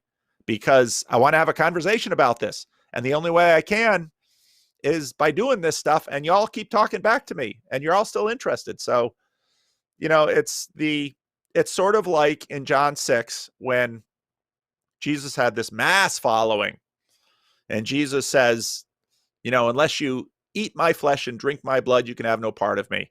And, you know, it sort of dispels the masses in Galilee who are following him because he's handing out bread and he's doing miracles. And he looks to his disciples and says, what about you? Well, I think Jordan would love. Jordan is doing a heat check on his idea that YouTube is unseating mass media. It is, but these things take a long time. Mass media still has a ton of power. And Jordan's channel is not growing like it did in 2018, and it won't. Jordan has sort of been pigeonholed in the zeitgeist by the Blue Church, which still has tremendous power. And so unless Jordan decides to change course on wave number 2 and feels healthy enough and well enough to go back into the Blue Church and start overchanging money, changing tables, overturning those, the pace of his growth is going to be quite slow because this book isn't going to do it. His upcoming book that he mentioned to Vervaeke, that I'm much more interested in reading that than this. So his video with Vervaeke, his video with Pageau, this is the area of his work that is the most important. And I'm not surprised his video with Pageau got 1.5 million views. It's going to be very interesting to see how this video with Vervaeke goes, because I think a lot of people are going to watch it for 20 minutes and say, I can't understand this, and simply walk away. Because most people, there's a bar of entry that if you want in further, you're going to have to go in further and commit yourself to it. Church has exactly the same thing. 80% of the people in church give 20% of the money. 20% of the people in church give 80% of the money. When it comes to the Jordan Peterson following, if you're still watching my videos, you're in the 20%. Because we just have a sense that there's something going on here that is worth looking at. We know lightning's going to strike again here. And if you want to learn from the lightning, you look where it doesn't just strike once, but where it strikes with regularity. And that's Peterson. So, and again, the fact that, to answer this question, how could he not know that I'm doing this? Because probably every time he turns on his channel, that darn YouTube algorithm serves up one of my videos, because there's just not that many other people working on it like there was in 2018. So yeah, he knows my name. Does he watch my videos? I don't think so, because he's not going to spend 2 or 3 hours doing it. Does he read my Substack? I haven't checked the list yet. I don't know that he subscribed to it. I think he started following me on Twitter, but he's going to have an even bigger problem if he decides he wants to talk to me of figuring out who the heck I am. And I think that was a big part of the Vervaeke video. He doesn't know who John Vervaeke is as well anymore, because Jordan Peterson has been fighting for his life for the last 5 years. He's been fighting for his academic life. He's been fighting for his reputational life, and he's been fighting for his biological life for the last 5 years. So if he ever talks to me, he's going to have an extremely low resolution picture of me, which will probably have more noise than signal. And so if possible, in a 2-hour conversation, if he could learn me better, Because how's he going to learn about me? Is he going to watch 100 hours of video? I've got over 500 videos in my Jordan Peterson playlist. He can't watch those. He's not going to. He shouldn't. So this has never been just about Peterson. This is about you. I'm an evangelist. This is what I do. But I'm a weird kind of evangelist because I won't hate you if you don't love my Jesus. But I think that's actually at the core of loving Jesus, is you love your rivals and people who say mean things about you. It's what Jesus says in the Sermon on the Mount. It's in public domain. It's in the Bible. It's what Christians should do. It's hard to do, but it shouldn't surprise anybody, even though it always continually does, because Christians are so bad at it. People say logos in a lot of the corner of the internet, and lately it's been struck the notion of integrity of logos. Yeah. Logos, the value of that word is diluting, because when the Gospel of John uses that word, the author knew exactly what he was doing. Most of the time when we use words today, we don't know what we're doing. And I think that's quite true of that word. Do you remember Jordan Peterson saying he was going to do a Proverbs as a biblical series? Yep. Will it happen? Who knows? You know, as I said in my commentary videos, this conversation with Vervaeke raised questions in my mind again about Jordan's health. Given what he's been through in the last 2 years, of course, there are going to be questions about his health. I think he's getting stronger. We've seen that. I'm anxiously anticipating the next video to drop to see how he is in those conversations. Does he interrupt at the rate he always does? Now, he's always interrupted a lot, but it was excessive in this video with Vervaeke. So, I don't know. How's your week going? Asked Chad the Alcoholic. My week's going good. I started the Tom Holland book Dominion. I find it interesting that many of the same human behaviors that seem to be plaguing the thoughts and actions of today's affluent societies and other, for example, ideological battles over who's right about God and self-mutilation, castrations, gender modification, among many other things, are just old repeating patterns. Amen.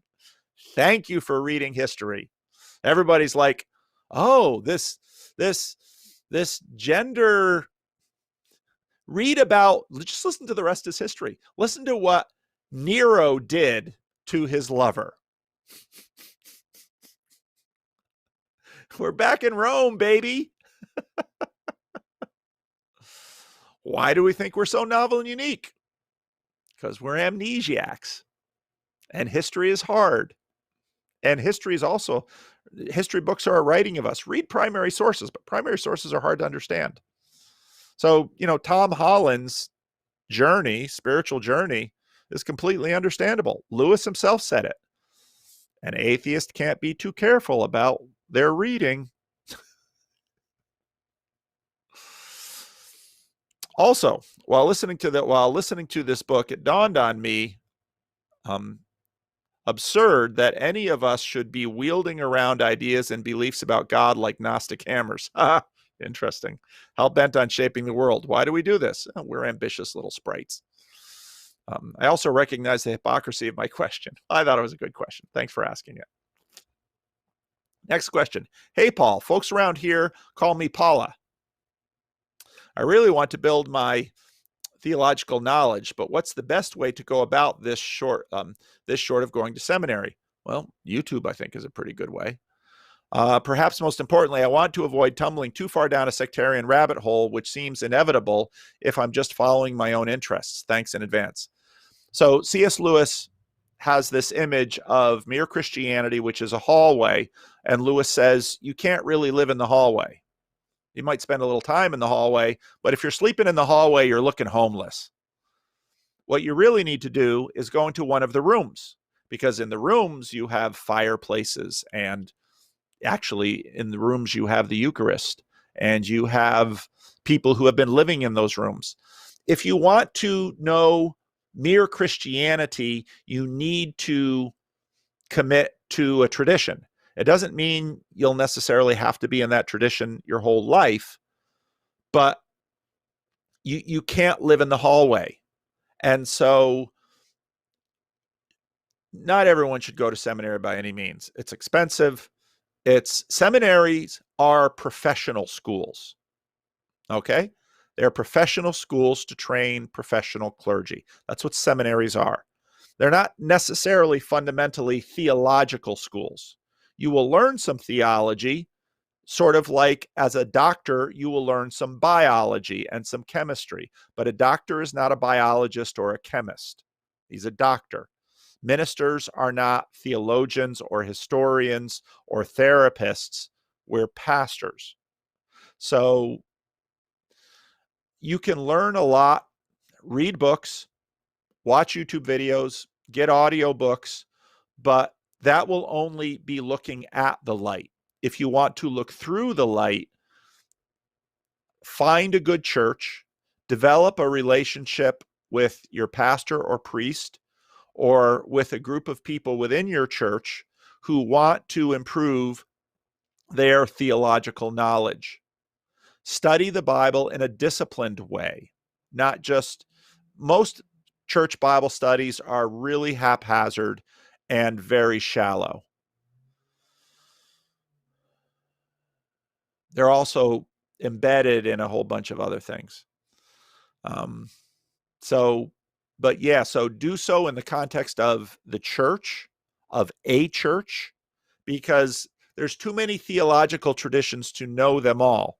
So in a certain sense, you have to first learn one theological tradition before you have perspectives on others.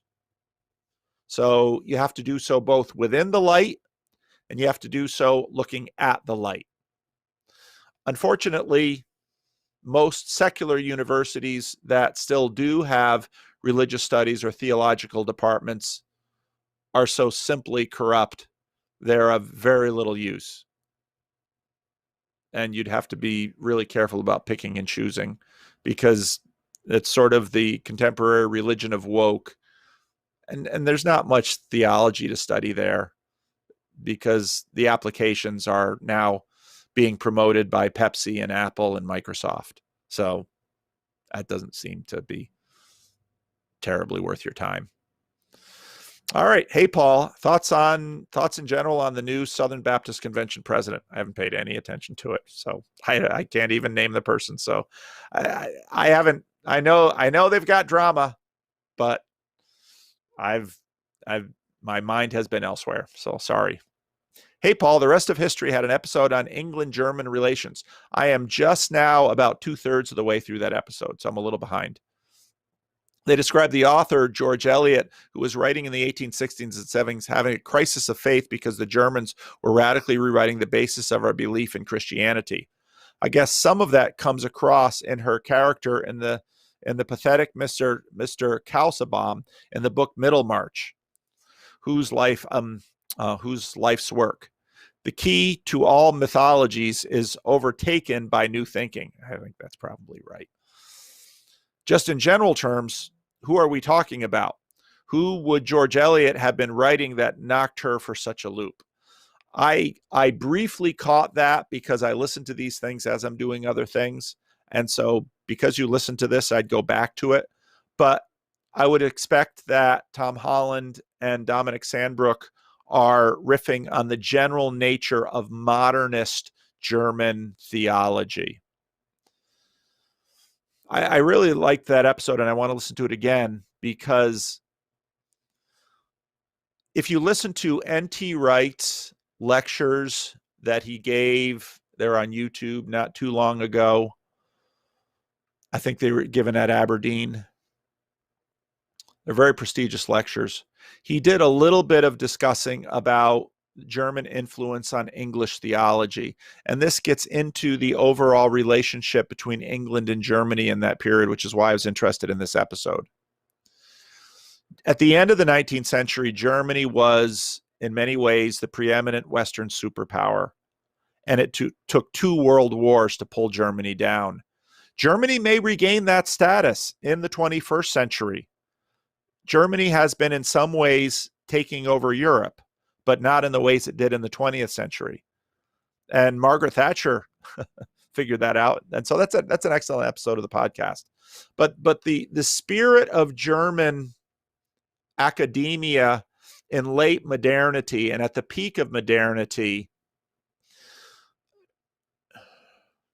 Oh, this gets weird though, because you've got German modernism, and then you've got German romanticism.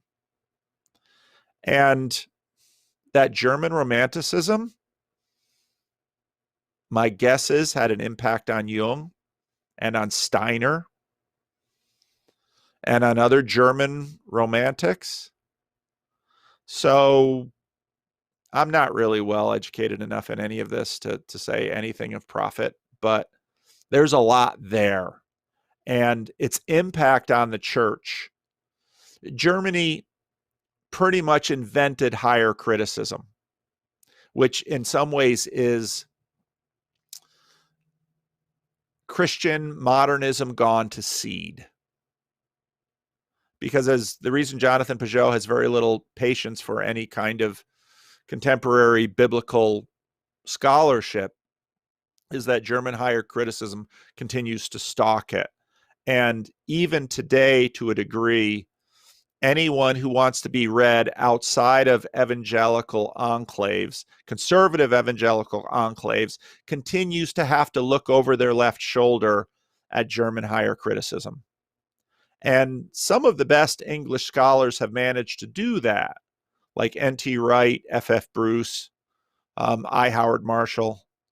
And so you can find modernist, evangelical, English biblical studies that I think are worthwhile. And N.T. Wright is really in that camp. But he is always looking over his left shoulder at German higher criticism and then the other waves of higher criticism that followed in Germany's wake. And in many ways, that movement left the Bible unreadable, which is why the canonical movement developed with guys like Brevard Childs and at least in the Jewish circles, someone like Robert Alter, who taught at Berkeley. So Robert Alter is, I don't know whether or not he's an observant Jew. I'm skeptical that he is. He is not writing conservative Jewish scholarship. He is certainly not doing rabbinic work, but he is sort of doing late modernity, a little bit of post-modernity scholarship on the Old Testament. And his capacity to understand narrative. So it's been interesting now going through an audio version, his translation of the Old Testament. Because so I'm listening to that with my wife, and of course I listen at a lot higher resolution than she does because I'm always working with these texts. And so some of his decisions, I think, yeah, that's a real improvement.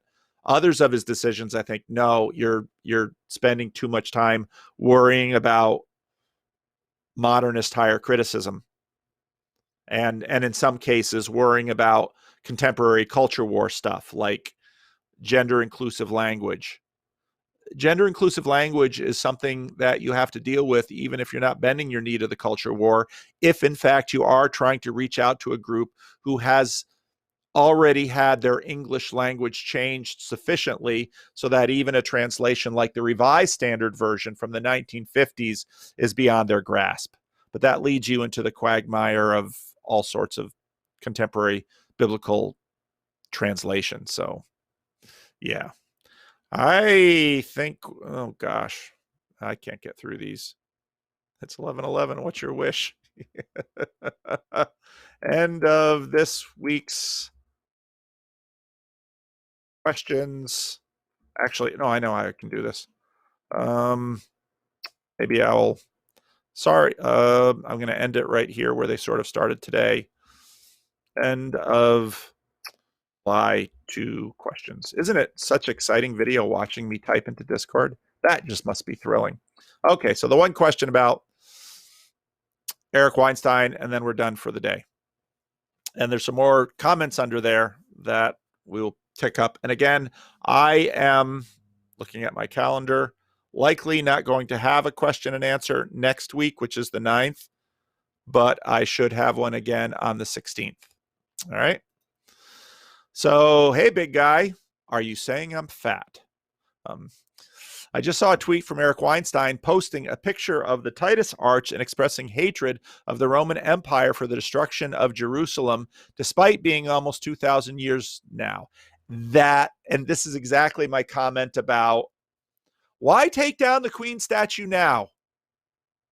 How many years has it been since people have felt uncomfortable and ended the practice of these basically Western Christian re-education camps run by a Christendom government with a Christian monarch? This has been decades. Why take down our statue now? Why complain about the destruction of Jerusalem in 70 AD now? Does it have to do with what happened in 70 AD? Yes. But it says just as much about now. And so, even though I continue to recommend that we read history, all history reflects the time it is written. Always. It includes ancient history because we don't have perspective. This made me think about how powerful the Christian unique, how powerful the Christian unique power of forgiveness is to reshape the world. The world would be a much bloodier place today without it after 2,000 years of victimizing each other. Absolutely. The Bible says when the time had fully come, which meant that history was ripe for Christ. He wasn't coming sooner. He wasn't coming later. He came at exactly the right time. Example, just like 9/11 was picked for September 11, 1683. I didn't know that. The defeat of the Ottomans. I didn't know that. That's interesting. We could do that every day forever. It has also made me think of the current culture. Look at now Juneteenth becomes a national holiday. Why now? And when a lot of those Confederate statues were torn down, people were making the point, those Confederate statues were put up right at the end of Reconstruction at a time when, well, those statues symbolized the spirit. Those statues were manifestations of spirit, of various spirits. Were they manifestations of racist spirits? Probably. Am I sad that they're taken down? Not necessarily. I'm worried about erasure of history because we've grown in strength. And when you read 1984, the dude that we're reading about works in this office where they're just always shredding history. Now, the Age of Decay shreds history all the time. And the kind of iconoclasm that Jonathan Pageau is engaging in, fortunately, is not one where he's destroying artwork and documents. Jonathan Pageau is fighting spiritual warfare. And if you think that's Frank Peretti, This Present Darkness spiritual warfare, sort of, but Jonathan Pageau is a warrior, is a spiritual warfare warrior. He's an iconoclast. He's a revolutionary. But these revolutions happen all the time. Every time someone decides to build a church building or to decorate it or to redecorate it, spirits are at work. I just saw this morning, Pageau had a tweet on fashion. Fashion is spiritual discernment. A fairly low level one often, but that's what it is. Those striped bell bottoms that I wore in the 70s, they're a manifestation of spirit. It also made me think of the current culture war and how these woke warriors are trying to purify America with a religious zeal but without Christianity, and therefore there is no forgiveness. Yep. Whereas a Christian America could forgive and accept Robert Byrd as an ex-KKK leader, now there is no further employment prospects for public display and shaming for a 10-year-old racist tweet. That's right. And the irony is that this is done in the name of excluding gay and lesbian people from employment. It's horrible to exclude them from employment. Oh, okay, but you're going to exclude people from these other employments? That's why we just have to watch. You just have to watch the language. Whenever you hear a word like abuse, I'm not saying it's not being the word is being misused. I'm saying now to sort of point to Sevilla's channel about value. I mean, Pageau says pattern, pattern, pattern, pattern. Sevilla says value, value, value, value, value. When you hear a value expressed, there's a spirit beneath it. Always. How do you think Christianity? How do you think that Christianity use that power of forgiveness to bridge the gap in this current climate? I was just thinking, in fact, with respect to the England-Germany podcast on The Rest is History, what an astounding thing the end of World War II was. You know, even at the end of the First World War, the Versailles Treaty, the Western powers had a very punitive approach to Germany, and it didn't go well. And I think the podcast was right that at the end of the Second World War, the Western powers were afraid of the Soviet Union. And so there was talk about breaking up Bismarck's unification of Germany and, you know, bringing it back to the Holy Roman Empire. That day's gone now. But they wanted a strong Germany as a buffer against the Iron Curtain, Churchill's language. So Germany was put back together. But what an interesting Germany it is. A couple of guys in the Estuary Host Support Network are from Germany. And there are a fair number of Germans that listen to this, which I find interesting.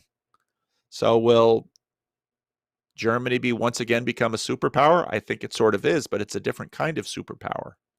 And their conquest of Europe through the EU in some ways is perhaps a lesson in how we conduct warfare differently.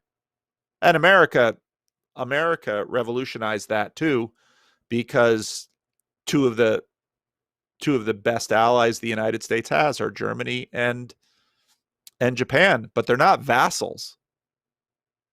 Japan, to a degree, because of their dependence on the U.S.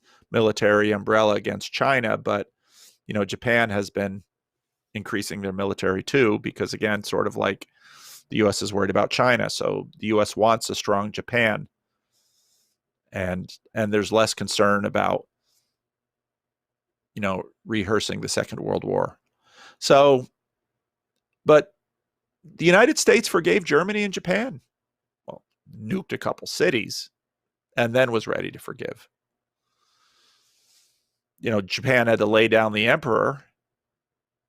Germany had to promise to turn over a new leaf and join the League of Nations, sort of. But that's what happened.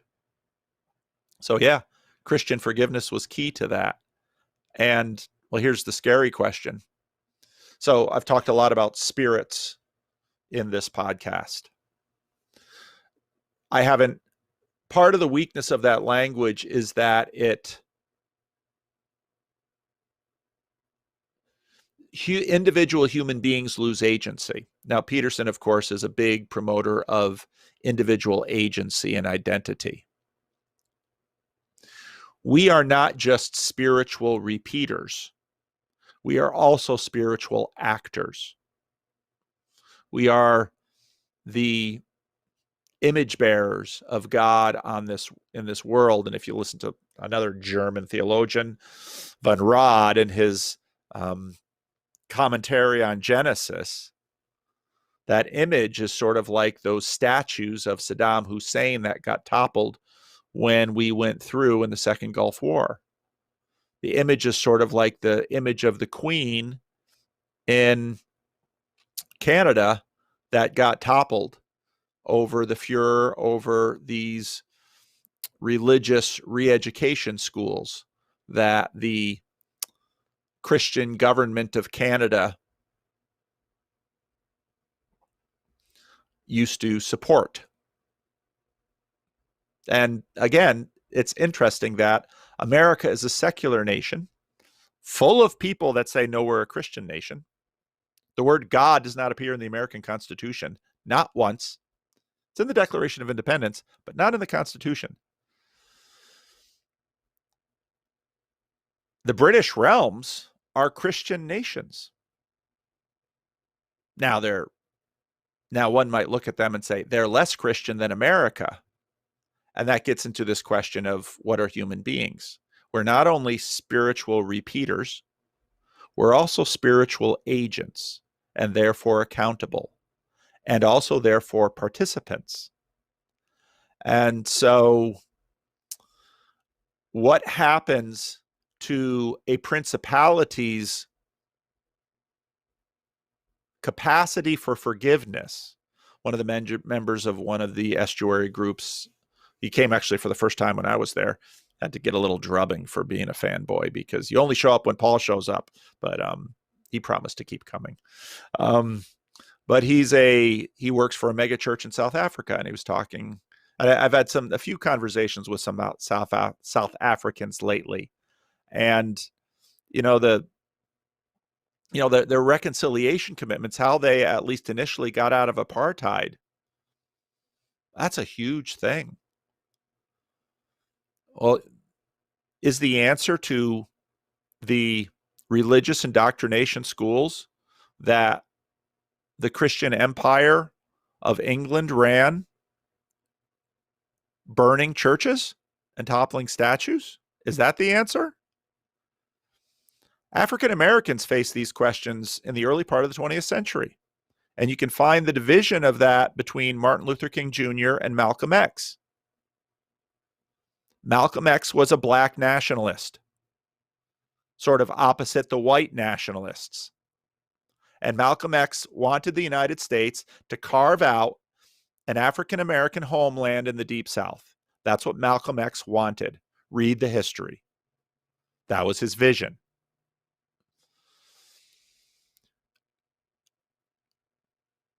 What's Canada going to do with its indigenous population? Watch the language. What does it do there? So, truth and reconciliation? Absolutely. That's probably exactly what you need. Now, there's a difference between what happened in South Africa with their Truth and Reconciliation Commission and what we're doing now, because the deal of the Truth and Reconciliation Commission was that if you were part of the oppressive apartheid government, you could go forward and confess your sins and they would be pronounced forgiven and you would be given amnesty. But you were confessing your own sins. To say that contemporary people, to identify contemporary people as avatars of dead sinners based on skin color or gender or religion is a very dangerous game, because, well, how much First Nations blood do you have in you? Then very quickly we're going back to centuries ago when it's the blood that matters. Christianity changed that because Judaism did it earlier. But Christianity changed that because you didn't need to have Jewish blood. This is the Apostle Paul's work. You didn't need to have Jewish blood to become a Christian. You didn't need to first go through Judaism to become a Christian. And this has gotten into our credo-national countries like the United States, as opposed to ethno-nationalism, which said you are a member of this country by virtue of blood. No, you are a citizen of the United States if you pledge allegiance to the flag and the republic and the Constitution. It's credo-nationalism. Your blood is unimportant. This movement back to blood is a very dangerous movement. Now, it doesn't mean that blood goes away, but every African American, or probably every, has within their blood the blood of slave owners and slaves mingled. Nearly every First Nations person in the US and Canada and in Mexico and in South America, because this is not just an issue in Canada or the United States. Mexican is not an ethnicity, it's a nationalism. Mexico is a multi-ethnic country. Every First Nations person has the blood of colonials and indigenous persons. And in fact, there's no such thing as an indigenous person in North America. Everyone immigrated at some point. We're all Africans. So forgiveness is the only way forward. This is what Christianity teaches. At some point, forgiveness says, I will no longer hold against you or your descendants the wrong done to me and my descendants. We bury the hatchet. If we're not burying the hatchet, we're going to keep burying it in each other's skulls. And we shouldn't do it. If you live by the sword, you'll die by the sword. That's a good way to wrap this thing up. What do you say, Rick? Time to wrap up. All right, you can end transmission.